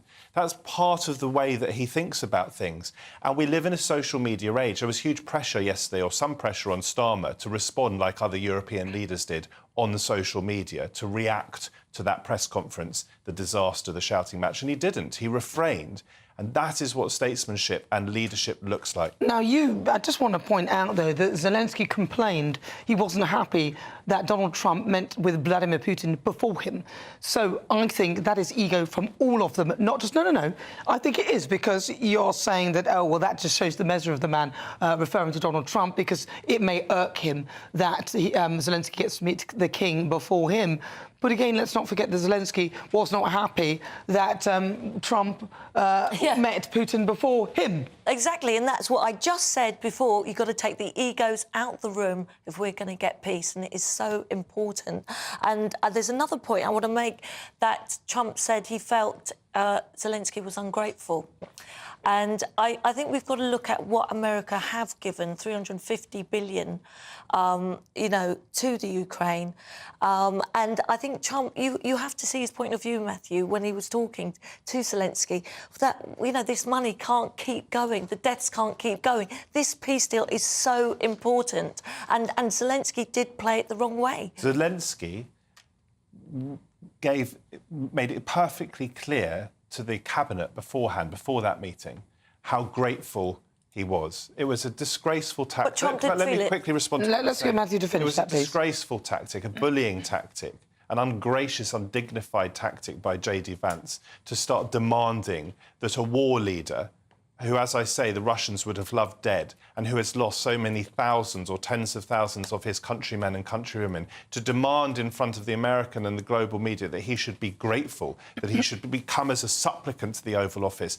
This is a man who has been holding Vladimir Putin at arm's length through his personal bravery and through the bravery of the Ukrainian people. And for Vance to treat him like that, and Trump then to pick it up and also demand gratitude, I thought was really disgusting and shamed the office of the presidency. You would have had presidents, great presidents like F.D. Roosevelt, and I wasn't aligned with Reagan politically, but many think he was a great president. Those presidents would have been turning in their graves as a consequence of what they saw in the Oval Office. But I don't think Vance should be there. I've previously said I think it should have just been Trump and Zelensky one-to-one. I don't think you should have had the press conference. They should have then come out and said, we've decided this is how going forward. I don't think it should have been played out like that. I thought it was totally wrong. But you have to look at the amount the United States have given. And what Trump wants at the end of the day is peace, which is a good thing, which we all want. And at what price? That's the question, isn't it? At what price? Because if he gives him peace, if he somehow manages to effect peace in the short term, and Putin then starts rolling his tanks further into Ukraine once the Ukrainian forces have withdrawn, or starts rolling his tanks into Estonia or to one of the Baltic states, Putin is a bully, he's an aggressor, and we in this country know what aggressors and bullies are like. And you yourself have said you get peace through strength. OK, but let's not forget that when this animosity between Donald Trump and Zelensky really kicked off was when Zelensky called Trump. He said that Trump was inhabiting a Russian-made disinformation space regarding the war in Ukraine. And that is probably unwise when somebody has been bankrolling you to the tune of hundreds of billions of dollars. And I think that the ungratefulness was from that, and they were not happy with that. And let's not forget, I'm not supporting either side, but we can't forget how this whole conversation has erupted and why it started. And the main initial problem with this were the comments that Zelensky made earlier on, which were unwise, I would say. Unwise. Somebody who's bankrolling you. Exactly. It is unwise, and don't bite the hand that's feeding you. I mean, Zelensky's already said openly that America gave $177 billion, and he doesn't know where the 77 other billion went. And so, Trump does have questions, but we have to remember Zelensky's fighting a war. Zelensky said it himself. It was his own, from his own words, Matthew. And I think we should all be thanking Trump because he gave Europe a big shock to say, increase your expenditure on defence. You need to. And thankfully, Keir Starmer listened. Well, the war has to end in some way. And what we're doing isn't working right now. Giving more money, more weapons doesn't seem to cut it. What do you think? gbnews.com/you'll say. But if you're in search of some winter sun, here is the forecast of some of the top European holiday destinations.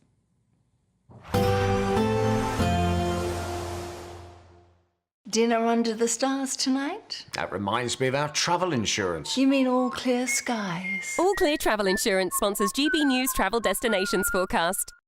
The recent showers over the Greek islands are fading away, so turning sunnier here, but we are looking at more wet weather across southern Spain and the Canaries. Through Sunday, there'll be plenty of showers over southern parts of Croatia, and there'll be some heavy showers on the west coast of Italy, Sardinia and Sicily, seeing some showers. Look at this wet weather over southern Spain and feeding down northerly winds, bringing a chill to Madeira, and plenty of showers over the Canaries. They'll continue well into next week. Bye for now.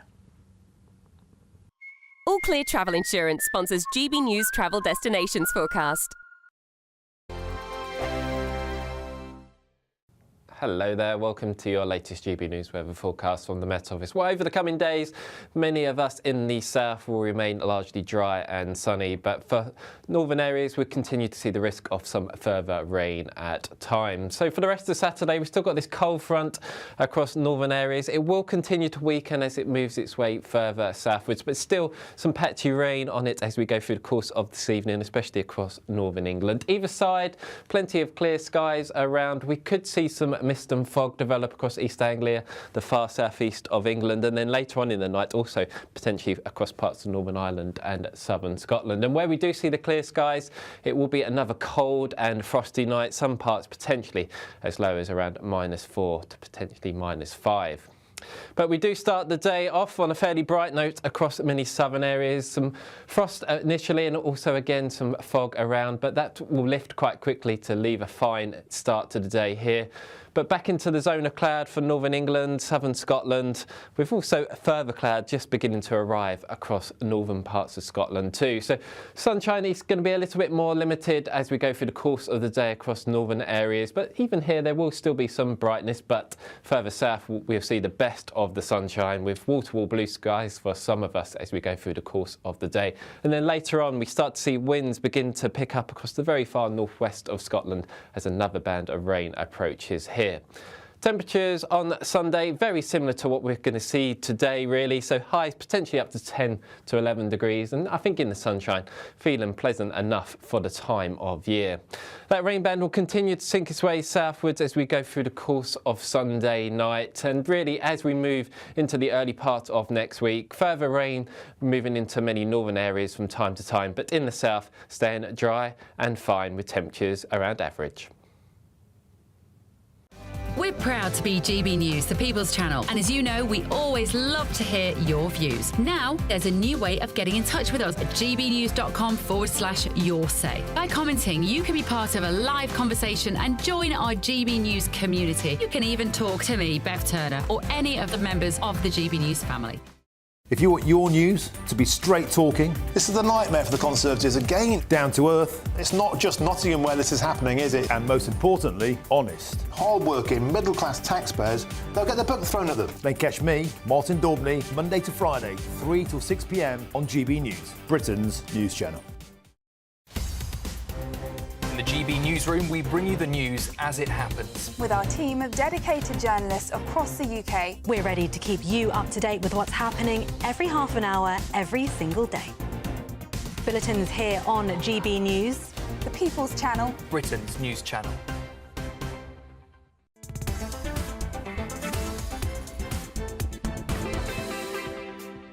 Well, we thought we'd finish with some light relief. It's time for the quickfire quiz, the part of the show where I test my panel on some of the other stories hitting the headlines right now. Joining me, broadcaster and columnist Lizzie Cundy. Your buzzer, please, Lizzie. And also former Labour advisor Matthew Stalden. Your buzzer. I'm not a former Labour advisor. Oh, just press your buzzer and stop talking. Right, question one. Please play along at home. I'm just reading what it says there. What are you? After a fiery meeting with the US President Donald Trump, Ukrainian President Volodymyr Zelenskyy arrived in the UK to meet Sir Keir Starmer, but which airport did he come into? London Stansted, London Gatwick or London Heathrow? Lizzie Cundy. C. It's London Heathrow. London Heathrow. What's your... Press your buzzer if you want. I think it's C. Always say something different just in case she's wrong. She does it really confidently and she might be wrong. It's London Stansted. Of course, I told private. you. It's private. She's not... She doesn't always get it right, but she's really not as confident. Disappointing. Because it was a private plane. I should have known that. Yes, well, it's 0-0. Remember that. True or false? Before becoming Ukrainian President, Volodymyr Zelenskyy played a Ukrainian president in a TV series and a film called Servant... Hang on. I've started, so I'll finish, then you buzz. Servant of the people. Matthew Stadlen. True. I'm going to say false to be All right, different. let's see. The answer is it's true. 1-0 to Matthew Stadden. Question 3. Closest answer wins. People claiming asylum in the UK. A number of people has hit a record high this year. But how many seek asylum? Closest answer wins. Lizzie Cundy. Oh. Press your buzzer. Yes. 2 million. I think it's huge. Matthew, you said 2 million. Matthew Stadden. 87,000. 87,000. The answer is 108,138. That means that you have the point. Is it 2-0? Oh, yes, it's 2-0. You can't let Matthew Stadden beat you, for God's sake, Lizzie, sort it out. Question 4, open question. This month will see the jockeys chase down the Gold Cup, but which town is the famous jump horse race event held in? Lizzie Cundy. Cheltenham. Cheltenham. Matthew Stadden. Cheltenham. The answer is Cheltenham. Well done. Lizzie Cundy, 2-1. Final question. You can only answer after I've read out the full question. Which GB News presenter announced that she was getting engaged on Britain's newsroom yesterday? Ben Leo, Tom Howard, or Nana Akua? Lizzie Cundy. Oh, excuse me. That is why we need the BBC. That is why we need the BBC. We need impartiality from our quiz show judges. The winner is Lizzie Cundy, but it's 2-2. They tied, so there you go. Nana, can I just say huge congratulations on your engagement? It's not a royal invitation from King Charles. I love it. Well, listen, for the Great British Debate today, I've been asking whose side are you on, Zelenskyy or Trump? According to our GB News poll, 48% of you say Trump, but 52% of you say President Zelenskyy. So Ukraine wins. Thank you so much to my panel, political commentator Matthew Stadlen, also broadcaster and columnist Lizzie Cundy, and as ever, thank you to you at home for your company as ever. I look forward to seeing you tomorrow, same time, same place, 3 o'clock, be there or be square. I'll leave you with the weather. Up next, it's the Saturday 5.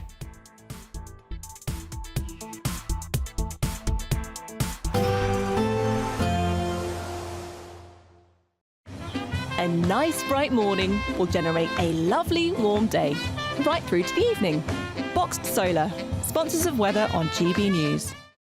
Good evening. Welcome to your latest GB News weather forecast from the Met Office. Looking ahead to the next few days, it remains largely dry across the south, but further north we will continue to see some further rain from time to time. We still have this weak weather front across the country at the moment, separating the country in two. Still some rain left on it as we move through the course of this evening across northern England, but either side plenty of clear skies. Could see some mist and fog return across parts of East Anglia, southeastern parts of England too, and then later on in the night we could just see some mist and fog also for Northern Ireland and southern Scotland. Under the clearest skies, another cold night, especially in the south, widespread frost here, temperatures easily falling below freezing. So we start Sunday morning off on a fairly bright note across eastern Scotland, but cloud already beginning to spill back in across northwestern Scotland with an increase in wind here too. Southern Scotland, Northern Ireland, murky start in places with some mist and fog, but that should gradually lift as the day goes on. And for much of England and Wales, a fairly sunny start, and that really is going to continue as we go through the course of the day. It's here where we see the lion's share of the sunshine. Northern England, a little bit more limited with sunshine, with a mix of cloud and sunshine, but really the cloudiest skies will be for parts of Scotland, especially later on as this band of rain just approaches in from the Atlantic. Temperatures on Sunday very similar to what we saw on Saturday, so highs reaching around 10 to 11 degrees. So in the sunshine, I think feeling pleasant enough for the time of year. A look ahead to Monday, another cold, frosty start in the south, but once again, largely sunny skies here. A band of rain just slowly working its way southeastwards, but weakening as it does so. So by the time it gets to England, very little rainfall left on it. And then behind it, we'll see further showers. And really very little changes middle of the week, largely settled in the south, but further rainfall at times across the north. We'll see a cold snap, which will quickly develop into a warm front. Boxed Boiler Repairs, sponsors of weather on GB News. It's the final week to see how you could be one of 2 big winners in our latest giveaway, as we have 2 prize bundles that have to be won. There's 2 lots of a totally tax-free £10,000 in cash. You'll also receive a brand new iPhone 16, along with £500 in shopping vouchers to spend at your favourite store. Hurry, lines close on the 7th of March. For another chance to win, text cash to 63232. One entry costs £2 plus one standard network rate message, or text bonus to 63232. 5 entries cost £5 plus one standard network rate message. Go to gbnews.com/win. Entries start from just £2. Call 0903 681 3232. Calls cost £2 plus your network access charge, or post your name and number to GB11 PO Box 8690 Derby DE1 9TT. UK only. Entrants must be 18 or over. Lines close at 6 p.m. on the 7th of March. Please check the closing time if listening or watching on demand. Good luck. Hi, I'm Michelle Dewberry, and my show is your opportunity to cut through all the noise and dive in headfirst to some robust debates. Ideas clash. Situation, Because the failure is you're deliberately avoiding my point. Nothing's held back, And if you think this is the end of it, wait for more. and we do not shy away from the difficult stuff. Sometimes I want to shake people and say, if only you understood. So join me on Jubes & Co. weeknights at 6 p.m. only on GB News, Britain's news channel. Mornings don't have to be tiresome, especially if you have the right company. Wake up to news as it happens, opinion and debate, and of course, a little bit of entertainment too. Because when the kettle's on, we're on. That's Breakfast on GB News, a show worth waking up for. Every morning from 6 a.m. Only on the People's Channel, Britain's news channel. We'll spread the news, you spread the word. Good Afternoon Britain isn't just about us. The wonderful thing about this programme is it's about everyone watching. It's an interactive programme. Well, there absolutely is something to see here, and we're going to be talking about it more. Whether it's